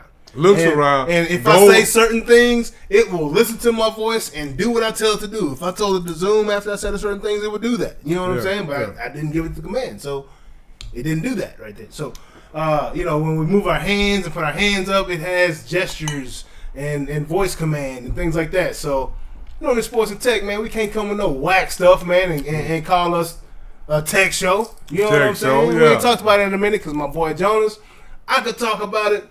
But I love when my boy Jonas. Oh yeah, I do too. Cause Jonas, we just waiting until he come back live and ready when he gets acclimated to his role right now with his gig. So yeah, absolutely. Yeah. And me, I was in technology, but I'm retired now, so I don't. I had to listen more than I contribute. Yeah. Cause I ain't trying to keep up like I used to. Ain't nothing wrong. That's what I'm here for, huh? I tell you about it. You know what I'm saying? I tell you about it. You ain't got to keep up. I just tell you about it. But we gonna keep this thing rolling, and on to a lighter story in the NBA, right? Not that these were. I'm having a lot of fun with these playoffs, just because there's a lot of young bucks, a lot of people we don't expect to be there. But Ruchi Gobert, to be there. Yeah, he's the highest paid. He's the highest paid player. About 30-something million per year. Yeah, he's making some good money right now. He's making some really good money. And if you wanted to know, Steph Curry is the highest paid player at 51.3 or $4 million. So he's making more than Pat Mahomes right now. Crazy. Oh, absolutely. Well, we know football, so it's probably several players making more than Pat Mahomes right now. Yeah. In basketball. Yeah. In basketball. No, it's just Steph. Huh? It's just Steph. How much Pat, he got that. With incentives, which of course he's hitting his incentives. I think it was 10 years, $500 million, so $50 million a year. So Steph is only making something more than I'll tell you like this here. Per annum. When these young guys come off of their contract, it's a whole bunch of them finished past Pat Mahomes. Oh, no doubt. I mean, this NBA has the best. NBA only has 12 players, first of all, on the roster, right? Is it 15, 12? 15. It's 15? Is it 12, 15? 15 on the active roster. I think they got 18 altogether. Okay. All right. So, smaller rosters. Yeah, smaller rosters. Most popular game in the world. Yeah, world. Now, that's the whole thing that... other than soccer. Yeah. Right. The NBA is very popular in other foreign countries. Oh, my gosh. So the reason they're making so much money is because the TV contracts not only in the United States but in China, Taiwan, Europe, and all those places are broadcasting NBA games. Kyrie wears a Chinese-made shoe. Absolutely. It's made in China. I bet it's selling like hotcakes over there, boy. Oh yeah. You know what I'm saying? Oh yeah. Chicken and waffles. That bad boy sold out over there. And you know how much they cost over here? About $700 a pair. Yeah. Kyrie shoes don't cost $200. They cost $700. Because they real deal. Wakanda. Made out of China. But what Yingling, I think it is. Something like that. Yingling. Something I like believe that's that. the brand. Something But like a little comedy, man. So just on a lighter note, I'm really enjoying these post-game interviews, especially Minnesota Timberwolves. Oh man. Hilarious. And the Edwards and Carl Anthony Towns, I'm gonna tell you like Straight this. comedy, man. Man, that's like looking at Cedric the Entertainer and Bernie Mac. Yeah. and they just, it's natural. You know what I'm saying? You can tell they enjoy playing with each other. And this is what I like about them. They play the game hard. Yeah. But when the game is over, it's over. Yeah, no doubt.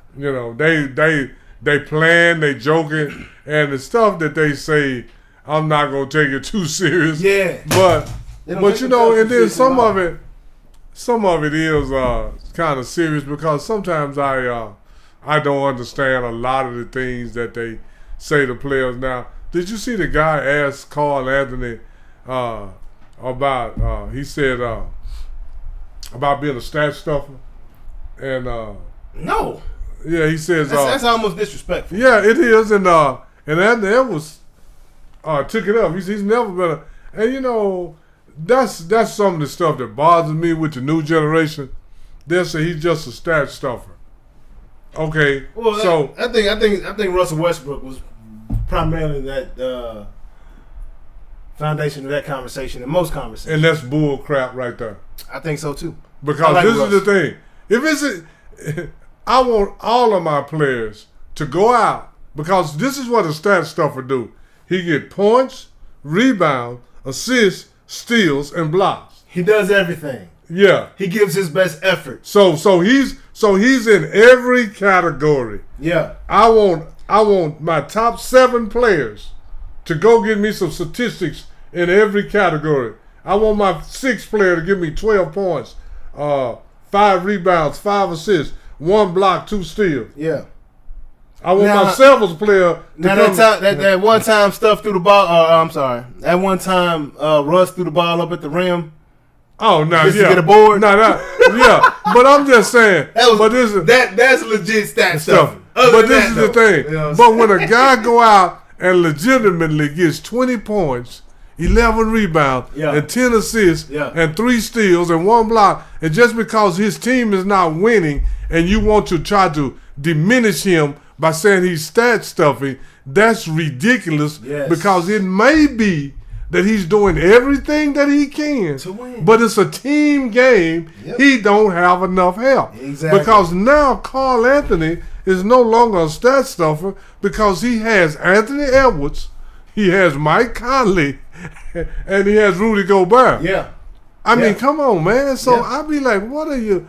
And and a whole lot of this stuff, man. Yeah, he didn't have those pieces. Like there was no option before. So that. what was he supposed to do? Pass it. He was I'm on his game. And then if he'd have passed the ball to guys that missed it, he would get criticized like LeBron James. Oh, you make the right play, but the guy missed the shot. Well, you don't bring LeBron James onto your team to pass the ball off for the last shot of the game.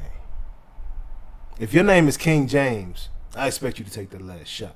No. At least. No. If your 75% of the game. It's no, that's wrong. That's wrong. That's wrong. It's not wrong. No, yes it is. Yes it is. Michael Jordan didn't take all the last shots. I didn't say he did. But this is the thing. I didn't say he did. If you are Mario Chalmers, you in the NBA making millions of dollars, you mean that if you wide open, I can't pass you the ball? You ain't making as much as LeBron, and you ain't King Chalmers. I expect King James to win the game and bring it home. But check this out. And early in his career, LeBron never took the shot. Early in his career, he passed that thing off. So like hot potato. So let's not talk about early. I love LeBron. I love LeBron. Hey, wait a minute. Yeah, he was let's not talk about. Let's not talk about. But we not talking about Jordan right now either. Let me tell you like this. Let's not talk about early in the career, because I guarantee you, in LeBron's first 3 or 4 years, he won way more playoff games than Michael Jordan did. Yeah, better teams too. So let's not talk about early in the career. So let's not talk about that. Jordan broke his foot in his second year. So yeah. What about his third year? What about his fourth year? What about his fifth year? What about his sixth year? Take a year and a half. What about that? Yeah, it's always Michael Jordan got more than if, ands, and buts. And I'm gonna say this right now, and I want y'all to listen and listen good. If, ands, and buts was candy and nuts, we would all have a merry little Christmas. Michael Jordan, if he broke his foot, but he did this, he didn't, but he's will to win, will it in this, your will to win. Let me explain this to you, Jay. I'm gonna explain this to you.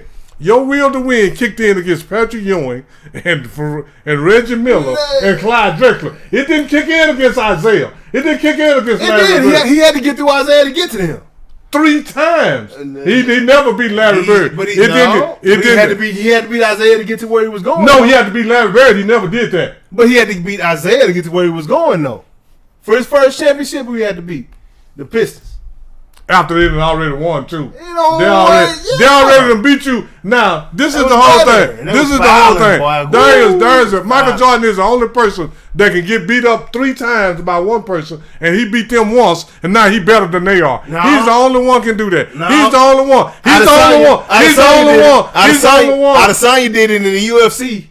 Nah, he's the only one. He's the only one that can lose to somebody 3 times and never beat them. And wait a minute. Overcome that. He never overcame it. That's what I'm trying to tell you. He beat him. No, he didn't. No, he didn't. He didn't overcome them. No, he didn't.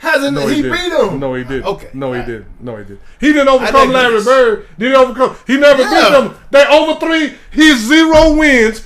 0 wins and 3 losses against Larry Bird in the NBA playoffs. So when did he overcome him? He's 1 win and 3 losses against Isaiah Thomas. He never overcame them. Larry Bird couldn't get past Isaiah. And Larry Bird won 3 championships. Larry Bird beat Isaiah. I'm saying in Jordan's era. You know what I'm saying? They were retired. Go look when they retired. Larry Bird retired in 93. Yep. Isaiah retired in 94. Magic had retired in 92 and came back. When was Jordan's first title? 92. Okay. So Larry was still there for 2 more years. But so when was Larry? Hold on. But when was Larry? When was Larry 2 titles in 87? Hold on. Okay, in 88, Larry Bird won the championship. Michael Jordan was the MVP, most valuable player, and leading scorer. Yeah. But the same thing you said. But Michael Jordan was there. Michael Jordan was there when Larry won. Put my hands up. Larry Bird won 3 titles. Michael Jordan was in the league for 2 of them. Yeah. He was in there for both of the ones Isaiah won. Well, he was in the league. When Isaiah won his 2 titles, Michael Jordan was in the league. And out of the 5 Magic won, he was in the league 3 of those. It ain't Jordan's fault they quit. It ain't Jordan's fault they have a shot. Okay. Michael Jordan quit 3 times. When you want to talk, please don't bring up quitting. But it's not because he didn't have a shot. It's because he didn't have a shot at what? Michael Jordan quit. Michael Jordan quit. Went to baseball. Came back. Quit again. Then came back and quit again. He retired once. He went and did. Michael Jordan retired once, but he quit 2 times. He wanted to go play baseball. No, he didn't want to go play. Which is a tougher challenge. He didn't have the help, so he left. No. He quit because he know that they wasn't going to win the next 2. Oh, come on. They would have won that. They definitely was going to win that. Please stop that. There wasn't gonna be no Houston Rockets. Yeah, they were. No, they weren't. Yeah, they were. Well, I'm gonna tell you like this. You can say what would have happened, but I'm gonna tell you what did happen. Houston Rockets won 2 championships. Yeah, I don't know what happened, what could have happened, but I'm gonna tell you what did. The Houston Rockets. That's what you can speculate on Jordan all you want to, but what did happen? Houston Rockets won 2 championships, and one of the championships Jordan was back in the league. He got beat by Orlando. He just got back in the league, like half the season. Oh, come on now. Half the season? You can't get ready in 6 months? It wasn't 6 months. Okay, well, half the season. Okay, this is. Coming straight out of baseball. But you Air Jordan. You Air Jordan. Remember, you can wheel, you can drive, you can do all that. But this is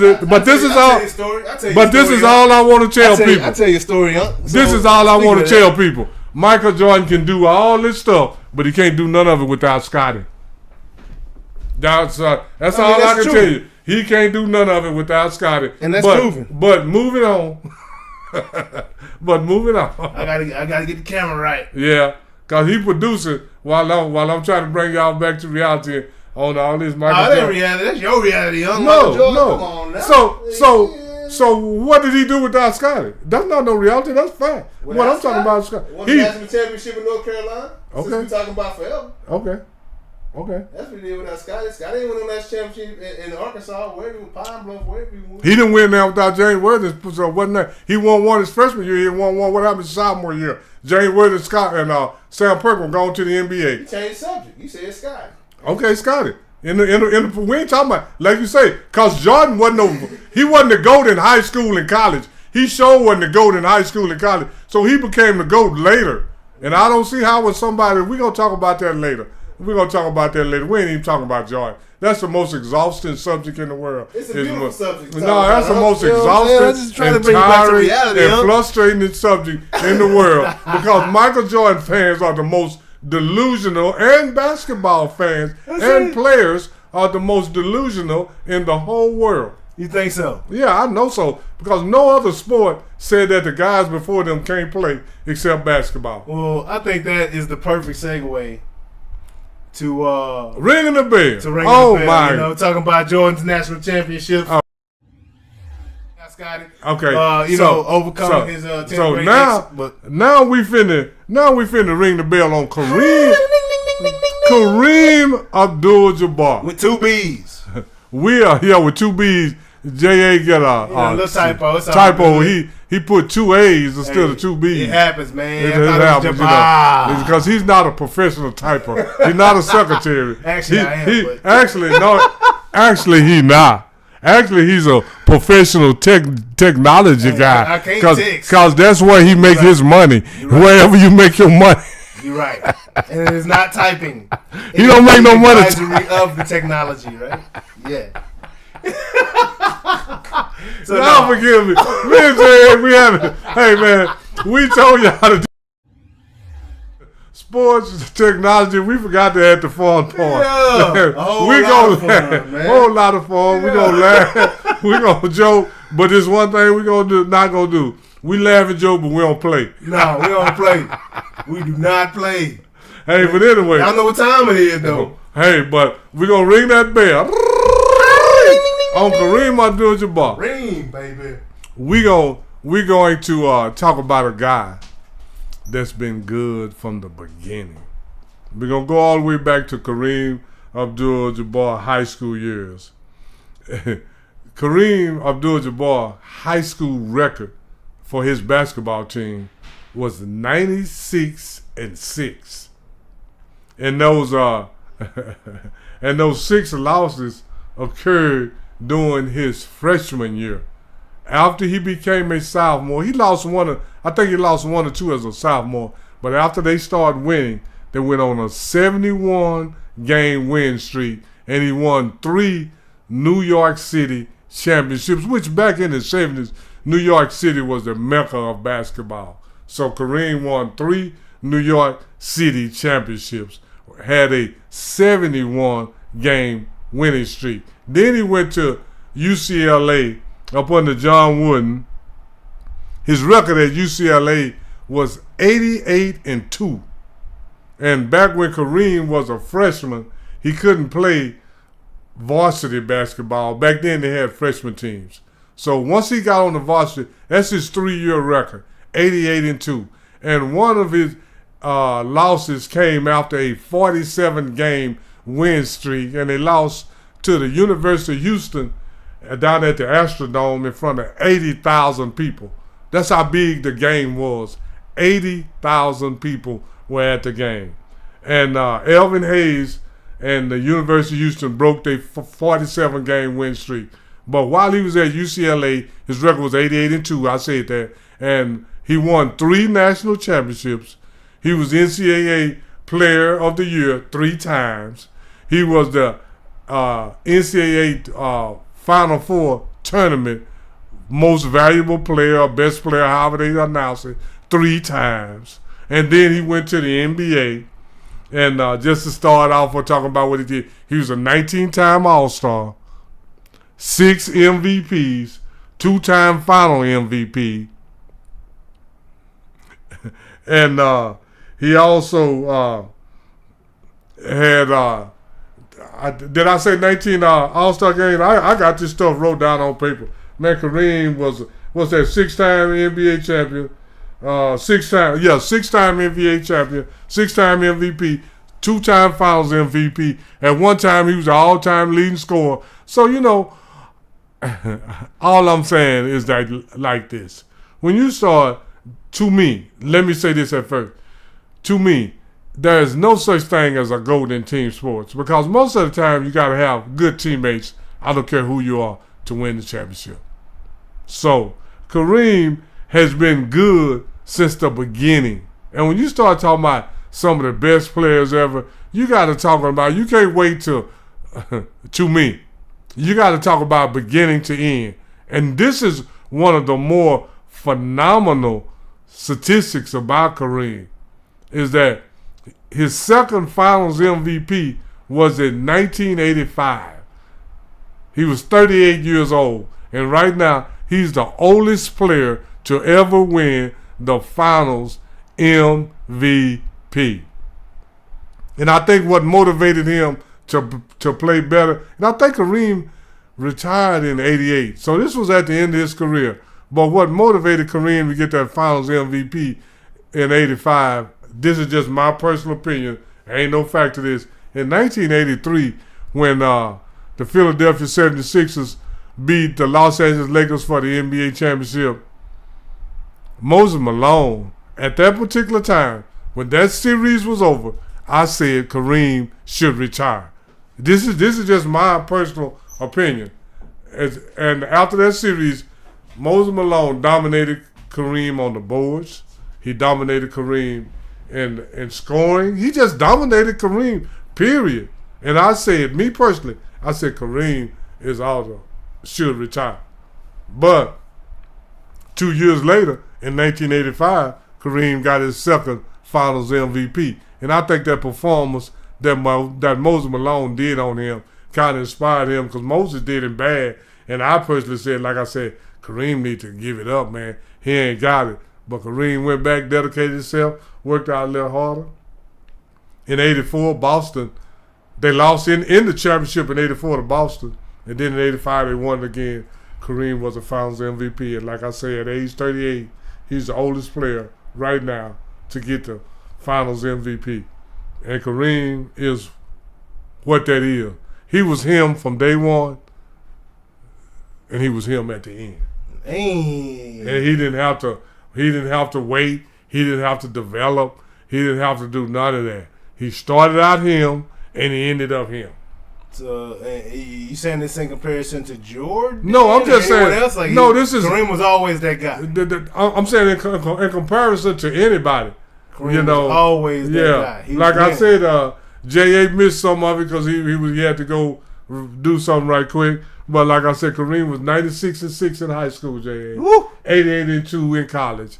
3 national championships in college, 3 championships in high school, 6 in the pros, 6-time MVP, 2-time Finals MVP. He's the oldest player to ever win Finals MVP at age 38. So I don't know when, you become so-called the greatest, but to me, if you're going to be considered the greatest, you have to have the best resume.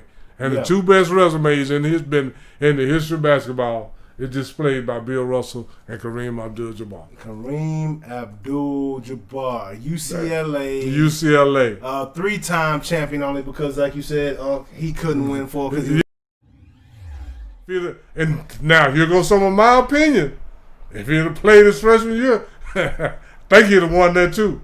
Man. So Kareem was what that is, man. How much of do you believe Kareem's name change prevented him from being more talked about?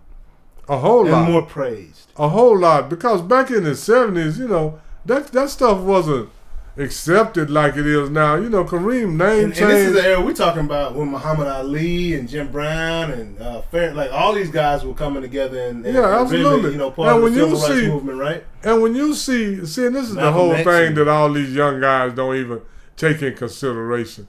This is in the 60s and early. Man, Kareem boycotted the Olympics in 1968. Wow. Because of racial discrimination. See, sometimes if you go look at some pictures of Martin Luther King, you'll see Kareem, Jim Brown, Muhammad Ali sitting right on the side of him. Yeah. So these guys, they didn't have the luxury of being themselves like these young guys do. And that's what vexed my spirit. When I hear young guys talk about these guys laid the foundation for you to be able to do what you do. They endured, because this is the thing. Kareem and Bill Russell and Jim Brown and Muhammad Ali, they could have acted a fool. Mm-hmm. And guess what? That would have made it difficult for the next generation coming along. Like the 70s Pirates did. Oh, absolutely. And why it's 6% black now. And I'm not blaming it all on them, but when they were going down with that booger sugar, it was 25% black in MLB. And even though talking about that booger sugar. What's the best example? Yeah, talking about, but that was the Pittsburgh Pirates. Baseball. That wasn't everybody else in baseball. Mm-hmm. And that's the same way like when Gilbert talk about all that booger sugar in the 70s, they would recoup. This is the thing. It's only a few guys you can name that got busted for drugs. That's the same way like Gilbert got to realize that if we start selling the narrative that in the early 2000s, guys was taking guns in the locker room, Gilbert, like you did and Critterton did, now they was 20 years later, somebody be like, oh man, they were taking guns in the locker. They who? And this is the thing that Gilbert and them are very good about naming names when they know what they talking about. Oh yeah. But when they don't know what they talking about, they start saying they and them. Yeah. And this is what I got to get. Generalizing. Yeah, generalizing. You can't make general statements. And this is what I want everybody to understand about basketball. It's the gun point you was making?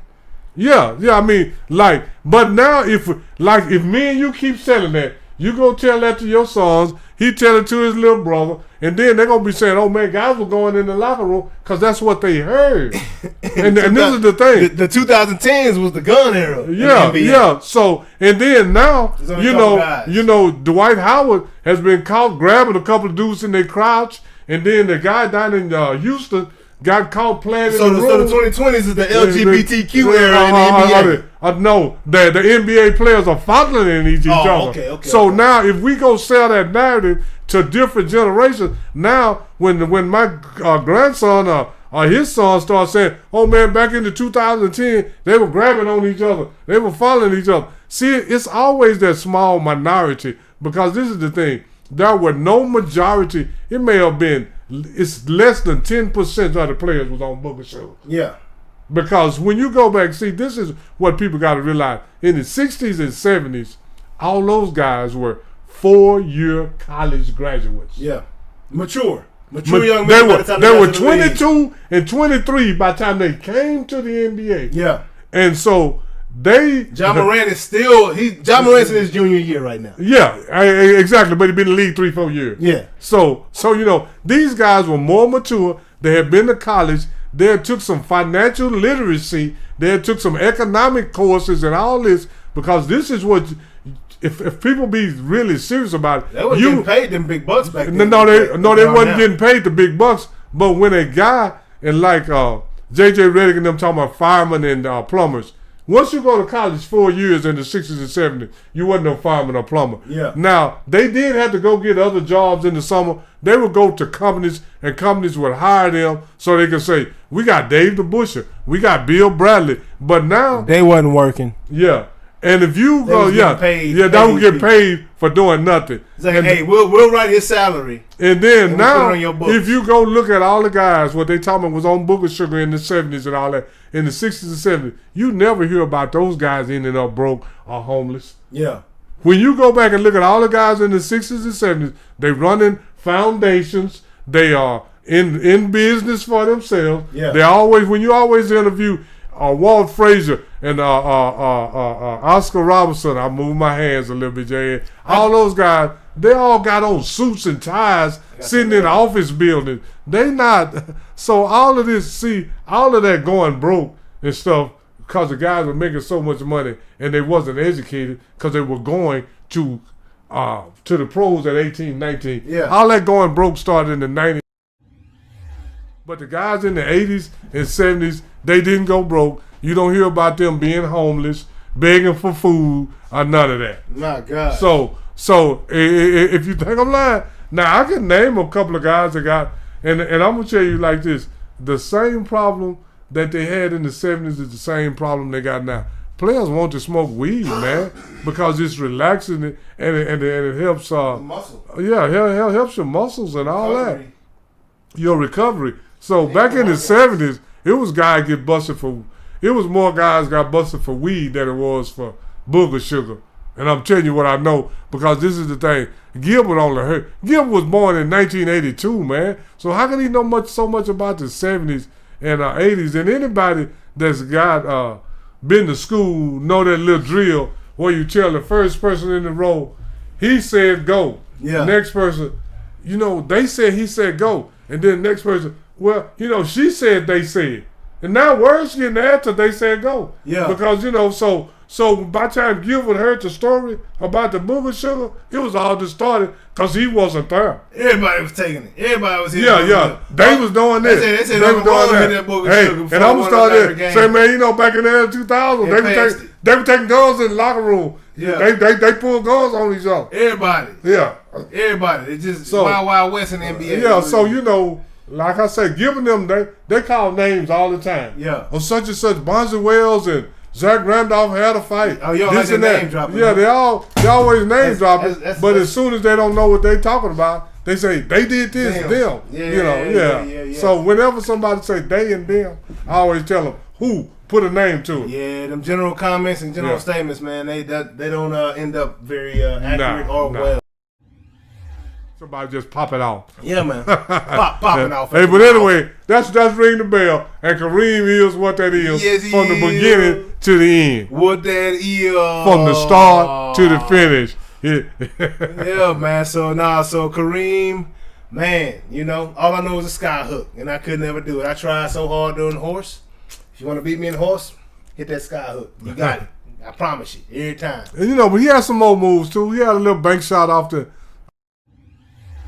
He did some other things also. He's a beast. But that was his go-to. And this is the thing, like I say, when somebody do something, and then somebody come along and try to imitate it or try to duplicate it, like they say, best form of flattery, man. Yeah, but the imitation is never duplication. Ain't ever. No. But this is the thing. This is when it's always a little bit more watered down. Yeah, but this is the whole thing. When you come around and nobody can even duplicate or even try to emulate it. That's the best form. That's the best form of flattery. Is that this is so good we can't even try it. Yeah. Well, people try to compare LeBron to Magic for a little while there, but no. And speaking of LeBron, little LeBron is LeBron. Magic is Magic. Michael is Michael. Kareem, everybody's who they is. Yeah. Even Anthony Edwards. He's Anthony Edwards. He ain't no little junior Michael. He's Anthony Edwards. But moving on. In my opinion, that's Jordan Jr. He moved too much like him. Yeah. I can try to dunk like Jordan, and I can try to do my legs a certain way or look a certain way in the air, but he do it too regular. I mean, it's too natural. It's like it was passed down from a generation. It's like it was hereditary, the way his legs wiggle the same way that Jordan's did. You know what I'm saying? The way the way he holds that hand up like MJ, But I just want him to be Anthony Edwards. I'm gonna tell you, just for me, Anthony. Yeah. Be the best Anthony Edwards. That's you don't like Jordan because you look too much like Jordan. You tired of people saying you Jordan doppelganger. It's like this is a trip. It's a trip watching because it's like Jordan sitting here saying he ain't the GOAT, dog. He's like, bro, I ain't the GOAT. I'm not the GOAT. No, it's like it's weird. It's weird. It's how like, often did you get called Jordan? Boy, I bet you was getting all you boy. I snuck in a couple of them. hey, I snuck in some free drinks at the club. Say, man. No, Hey. seriously though, a couple times I have struck in some street. I already know. Some free drinks at Hey, the club. I've been seeing you my whole life. So Yeah, if I yeah. say you look like Jordan, you look like Jordan. It is what it is. So I know Hey, somebody else. No, somebody knows. So, man, you Jordan look like you. I should say, say. man, you look like Michael Jordan. I say, man, I don't know about all that, but you know Michael got a brother, right? I told a dude that one time at the club. I told him, I said, this was in Indianapolis, Indiana. He said, say, man, you know, you look like Jordan. I said, man, you know Michael has a brother. That dude bought me about For real? Bought me about 3 or 4 drinks. We was up there kicking it. And then he thought you was the short brother that Jordan was talking about. I don't know what he thought. They had the most skills. But then he came. But then one of my other homeboys, because we was up there in Indiana running a track meet. Now we got to run in the morning, but we're at the club that night. So that just showed you. I was strong like Jordan. I drank all night and run in the morning. Hey. That's what we did. I tell you, I say, party hard, play harder. And then so my homeboy walked up to me and said, Ron Bowell. That dude said, I said, what's up, man? He said, man, you said you were Michael's brother. I said, no, I didn't. You said it. So you ran into him in real life? Yeah, then I told him, I told him like this, I said, man, if you thought I was Michael Jordan, brother, why would you buy me drinks? You didn't think Michael gave me about a couple million? Yeah. That's it. You should have asked me to buy you a drink. Hey, because if I see Michael Jordan, bro, I'm saying, man, Mike gave you some money to buy me a drink. But he was buying me drinks. Then got me. That's a lot of fun, man. In my lifetime, I'm going to tell you like this. Fun. They used to say, they had this saying. What's that saying I'm trying to think of? How it go? I can't think of it now. A glutton for fun? Yeah. But what to say something about I'm something for fun, but one thing cool, I'm the one, for having fun. I can't remember how it go. I remember how it go. Yeah, I need you to think of that because I want to know what it is. Yeah. You know. But yeah. Hey, I'm a jack of all trades, master of none. No, I'm a jack of all trades, master of one. What's that cause? Having fun. So that's been me. I'm a jack of all trades, but one thing I know how to do is have some fun. You know, and a lot of it. Now I'm a master of that. Got enough to I'm a share. jack of I'm sorry about it. I couldn't think of it. See, because this is the whole thing. I got all that from my daddy, man. My daddy had so many sayings, man. Yeah, I can't wait to see J.A. wife. I got one to tell about what his grandfather said. I can't wait to see Jesse. I got one of them grandfather sayings for her. It's gonna be fun and she gonna laugh. But I can't wait. I laugh every time. I can't wait for that. But that's one of them. Hey, I'm a jack of all trades, a mouse of one. What's that cause? Having fun. So if I can't do nothing else, y'all. If y'all say, Ron tried to run track, he wasn't that fast, he wasn't that, but you say, he know how to have some fun. Hey, man, I tell you this, I'm the second coming of my uncle. That's what I didn't realize. You know what I'm saying? It's crazy. It's pretty wild as far as I'm concerned. You know? But moving on. Yeah, so we're gonna talk about Bronny James, man. We had an anonymous scout, and I hate this. I hate when people anonymously put information out there. Bro, if you put the information out there, claim it, dog. What you scared of, bro? You know if you can't put your name on it, that don't mean nothing to me. Basically, he was ragging. Yeah, he was ragging Bronny, saying he can't go to his lab. He's handicapped as a shooting guard because he's 6'1". He was 0 for 4 from 3. Like, he can't do certain things. He's not a point guard because he can't command an offense. He was just breaking them down, you know. I hate the fact that it's anonymous, bro. I hate it. I hate that. I'm gonna tell you that like this. When they talk about Bronny James, you know who he sounds like to me? Who? Jalen Brunson. I mean, you know what I'm saying? He can't do this. He can't do that. But put up 30. That's all he can do. I'm just saying. Hey, that's the same thing they say about Jalen Brunson. Ain't Jalen Brunson about 6 foot, 6'1"? I think Bronny James has a very high IQ. and he's not a selfish ball player. I think he's got an old school style of game. And I'm gonna say like this versus the me, score. And I'm gonna say this here. He's say a basketball this about, player. You know, about the anonymous guy and all that. Okay, so they wanted Bronny to go to the NBA Combine, right? And then he went to the Combine. He scored first or second in every drill, right? Man. And then they come and say, it's just a Combine. Well, why you have it? Why? Why you have it? What's the purpose? You know what I'm saying? If you're gonna send a guy, to say, that's like the NFL Combine. When you go in there and you bench press 225 so many times, yeah, and you go through these shuttle drills so fast, and you run a 4-4 and all that, you get a certain status. Yeah. So why are you gonna make me run to the left and shoot, run to the right and shoot, measure my vertical jump? That's the whole purpose of the test. And then gonna say that don't matter. Yeah, that's the whole purpose of the test. Why I'm gonna take a test? You bring me here to take the test. I passed the test with flying colors, and you still not accepting my work. And then you say that don't matter. That don't and the college game has not translated for anybody. Like, I don't remember any superstar in the NBA just being a. Carmelo Anthony is the most recent I can think of, and he still played in the system. Yeah. Under Boeheim. You know what I'm saying? Like, he still was not Carmelo Anthony. You know, he was able to flourish in that system, but he couldn't be as free as he was when he got to the NBA. No. You know what I'm saying? And I think that is the difference between Bronny in college versus Bronny in the NBA. And I think, you know, Bronny's still coming off of his little minor heart situation or whatever it was. It's major because it's a heart situation, but minor for the heart, right? Yeah. After coming off of that, recovering from that, like, it's a wonder that he's even able to play right now the way he's doing. And then he's a very skilled guy. What would you expect? You know, he can't. That household. I mean, man, he's been working out with his daddy since he could dribble. Yeah. You know what I'm saying? Yeah. You know, like they say, you know, this is the whole thing. These people got to realize that they say LeBron spent $1 million a year on his body. Okay. How much you think he spent on his son? Exactly. So if I got they say LeBron got a hyperbaric. Am I saying it right? Hyperbaric chamber at his house, right?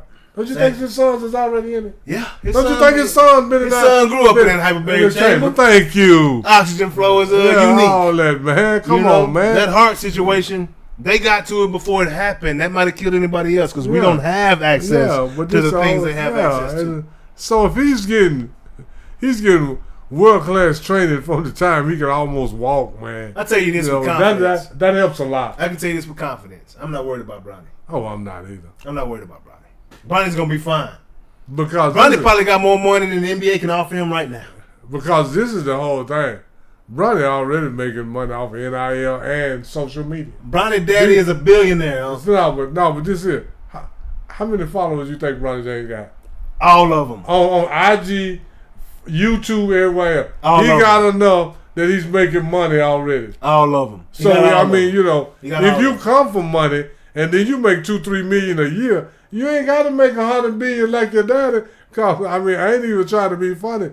Your dad ain't gonna be here forever. No, but I ain't even trying. That's true. I'm just being honest. But hey, he gonna. But he got his own once his money. daddy gone, he gonna get. Yeah, but then he got his own money. He gonna get more. Yeah, that's what I'm saying.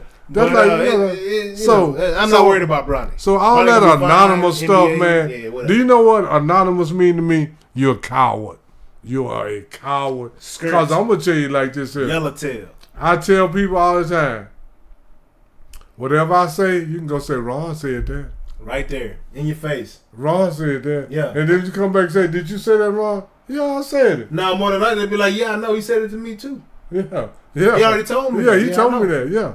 You ain't telling me nothing new, bro. So like, what you trying to do? What you trying to do? Yeah, I ain't got no problem. You trying to start some beef like if I said it, I'm going to stand behind it. That's I'm not going to say nothing anonymously. Because this is the whole thing. When I say something, I want everybody to know I said it. Said in a minute. Who said that? Ron did. Yeah. Period. Yeah. You know, it's like when they be like, hey, who farted in the car? Jay, you farted in the car? I tell you if I farted.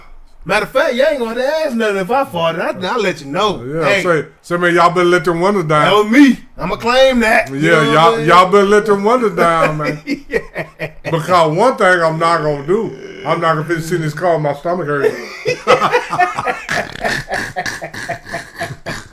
Man, let that thing down.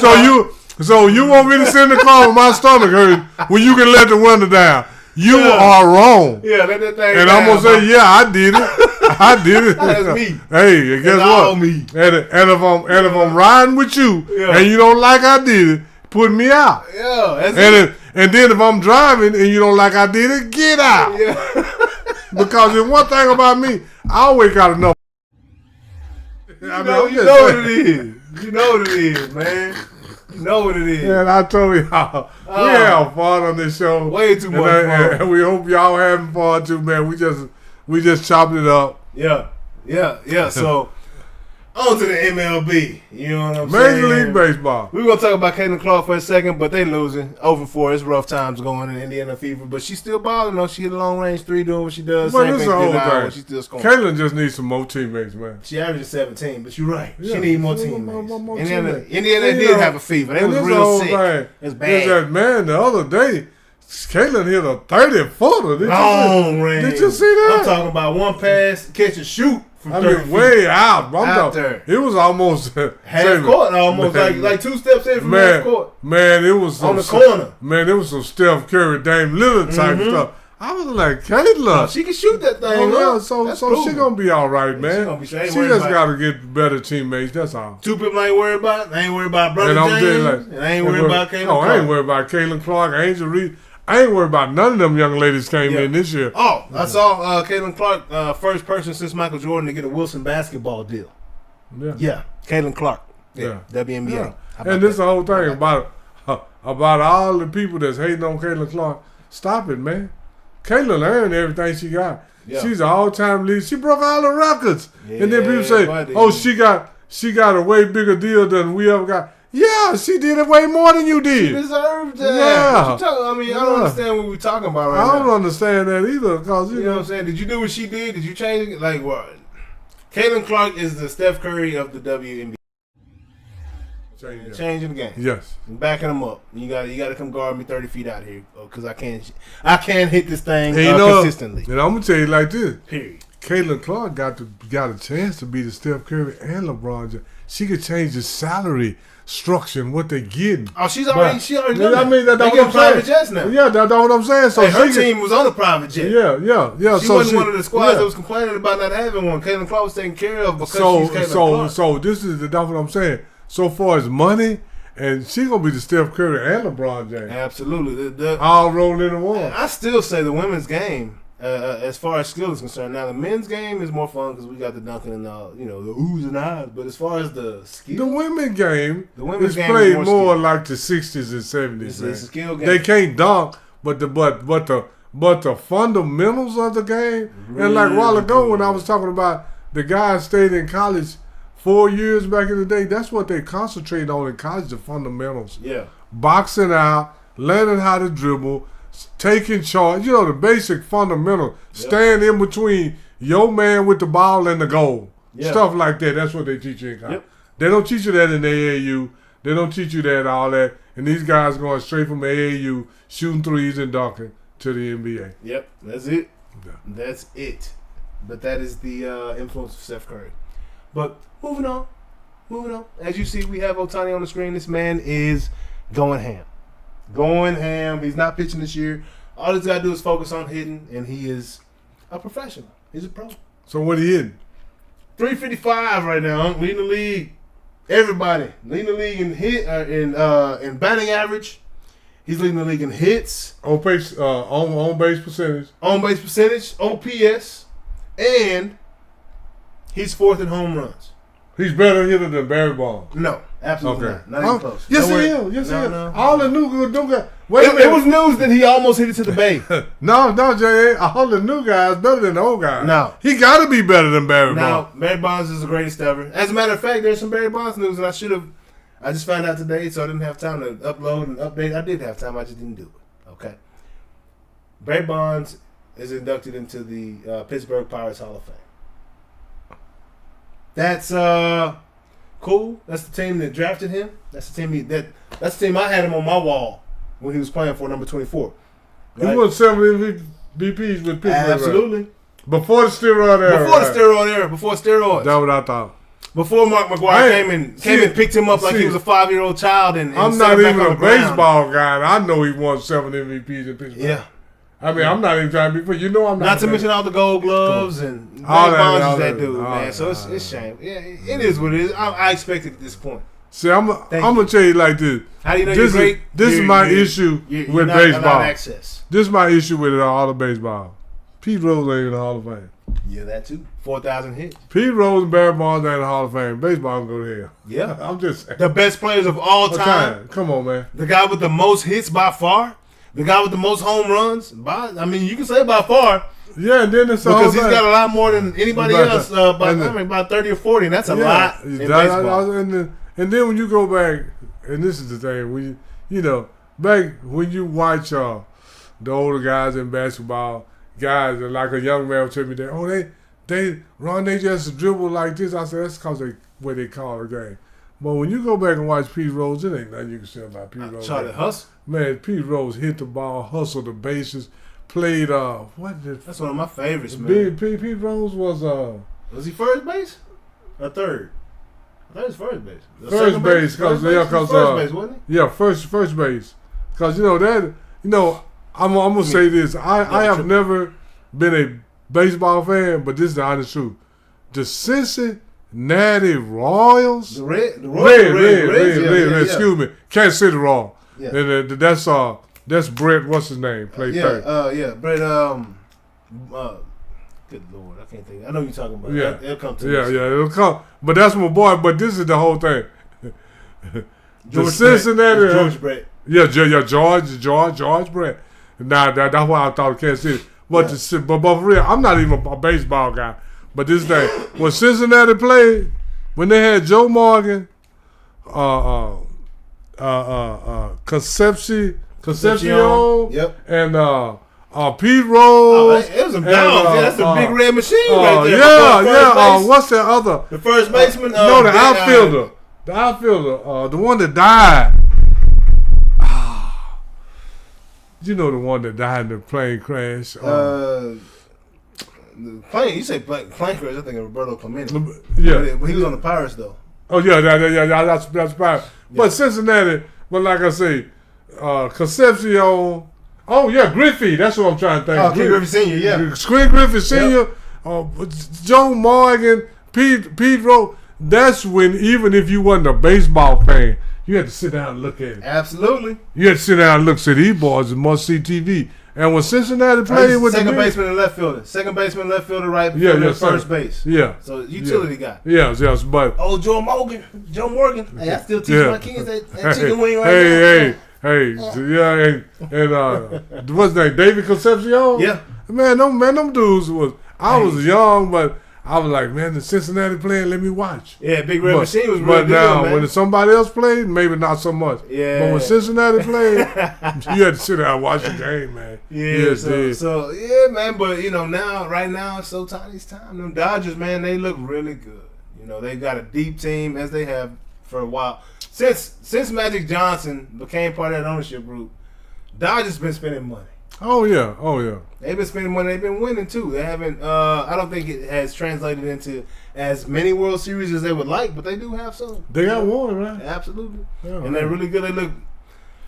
Hey, if I'm putting my money on it right now today, I'm picking the Dodgers to win the World Series this year, and that's just what that is. Oh, the Rays?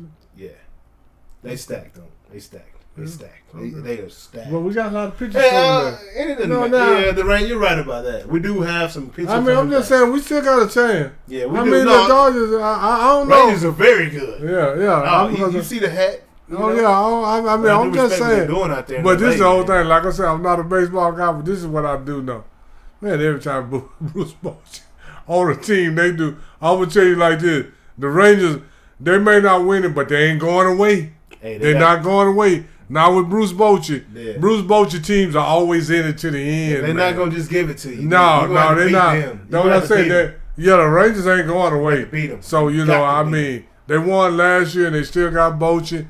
And they had a lot of health issues this year. And the players are starting to come back. So, we'll see.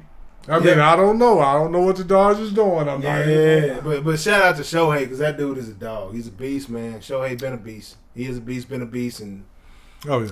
don't matter if he's hitting on the bump. He's gonna do what he do. He's yeah. he's gonna be a factor in that game, man. But that dude there, man, I've never seen anybody at that level do it like that. So shout out to Shohei Ohtani. We're gonna keep this train rolling. Keeps rolling. Boost, we at the end. At the end, baby. So just throw a little bit of tech in this thing, man. We got the Starliner, NASA's Starliner. I believe that Boeing built this, but they are set to launch on May 25th. Boeing Yep, built this, and they're gonna launch and go where? outer space. Starliner. This is for It's a private individuals. Yeah, I believe so. So, just wanted to, anybody interested in this kind of stuff? Well, I'm gonna tell you like this here, me personally. I don't want to go to. I don't want to go to go. Mars or none of that stuff. Nah, I don't want to go to outer space, man. I'm not through with Jamaica and the Bahamas yet. Yeah. And Playa del Carmen and the Cayman Islands and all that stuff, man. I'm not. That's my favorite vacations right there. Is the places like that. I mean, so going to outer space, that's not interesting to me at all. At all. Not at all. Not one bit. No. Would you consider that to be technology? I'd rather go to technology. I'd rather go to Palm Springs. Then Mars? You don't want to see Mars? Ain't no 7-Eleven up there you can get some chips at, huh? No. Hey. No. That ain't no ad store down there to give me one of these on the ad. I'm just saying, me and my wife, when we go places, we like to shop, and this is what we gonna do. Me and my wife. Stuff. Hey, how you can do up there and look? Hey, we gonna find the fine dining, and we're gonna find the shopping. Yeah. That's what me and my wife gonna do. So if it ain't no shopping and fine dining on Mars, what happened? Uh-oh. We still there. We still on them. But anyway, if it ain't no fine dining and no fine eating, fine dining and good shopping, me and my wife, we don't want to go. Yeah, well, hey, on May 25th, y'all look up in the sky and see if y'all see that Starliner. But with that being said, we're going to take it back to the top. I think that's the last topic, huh? That's the last topic, How you feel about it today, Man, we've been chopping it up, man, with this whole thing. Dallas, Texas. And look at that, man. D-Town. D-Town, baby. Can you This is our new spot. New spot, man. Man, we loving it. Man. This y'all love it. This our first day here. Yeah. But we loving it. Love it. We love it. And I'm gonna tell you like this. This already home, man. Yeah. This is what it is. Yeah. I mean, and I hope y'all enjoying it as much as we are, cause this is a very nice spot. Yeah. In an undisclosed location. Hey, if you are a guest, because you know what? Privy. This is the whole thing. One time Gerald Levert had a song. How the song go? You know what Gerald Levert say? He got a secret saying, if I tell you, I might have to hurt you, so I'm going to take this one to my grave. Yeah. Hey, if I tell you what his location is, I might have to hurt you, so I ain't going to tell you. Hey, so I'm going to take this location to my grave, because if I tell you what his location is, I might... Nah, but this is a wonderful location. Nah, we having a great time, man. Appreciate you, Unc, man. This is great. Awesome show today. Had a lot of fun, man. We are very comfortable here. So we're going to bring you a lot of great content. It might come on various days at this point. It don't got to be on Wednesday. And our show is... We're for sure going to be here on Wednesday. Yeah, and our show is... Don't be surprised if we show up at any other random moment. And we expanding, and we doing a few little changes. Yes, sir. Like I said, we transitioning not for the worse, we transitioning for the better. And we hopefully that we'll continue to grow, and we appreciate everybody that has subscribed. And if you haven't subscribed, you go hit that subscribe. Then you go like it, and then you share it, and we'll continue to grow. Hey, 'Cause we shout love out, y'all. man. Shout We out. love y'all, cheers, man. cheers real quick. Hey, we hit 2,000 subscribers this week, Yeah. man. Appreciate y'all. Appreciate you. Love, So- the support, man. So if you y'all haven't keep shared, coming back. go share. Like, and share, we subscribe, and we at this thing, man. see you next time. Sometime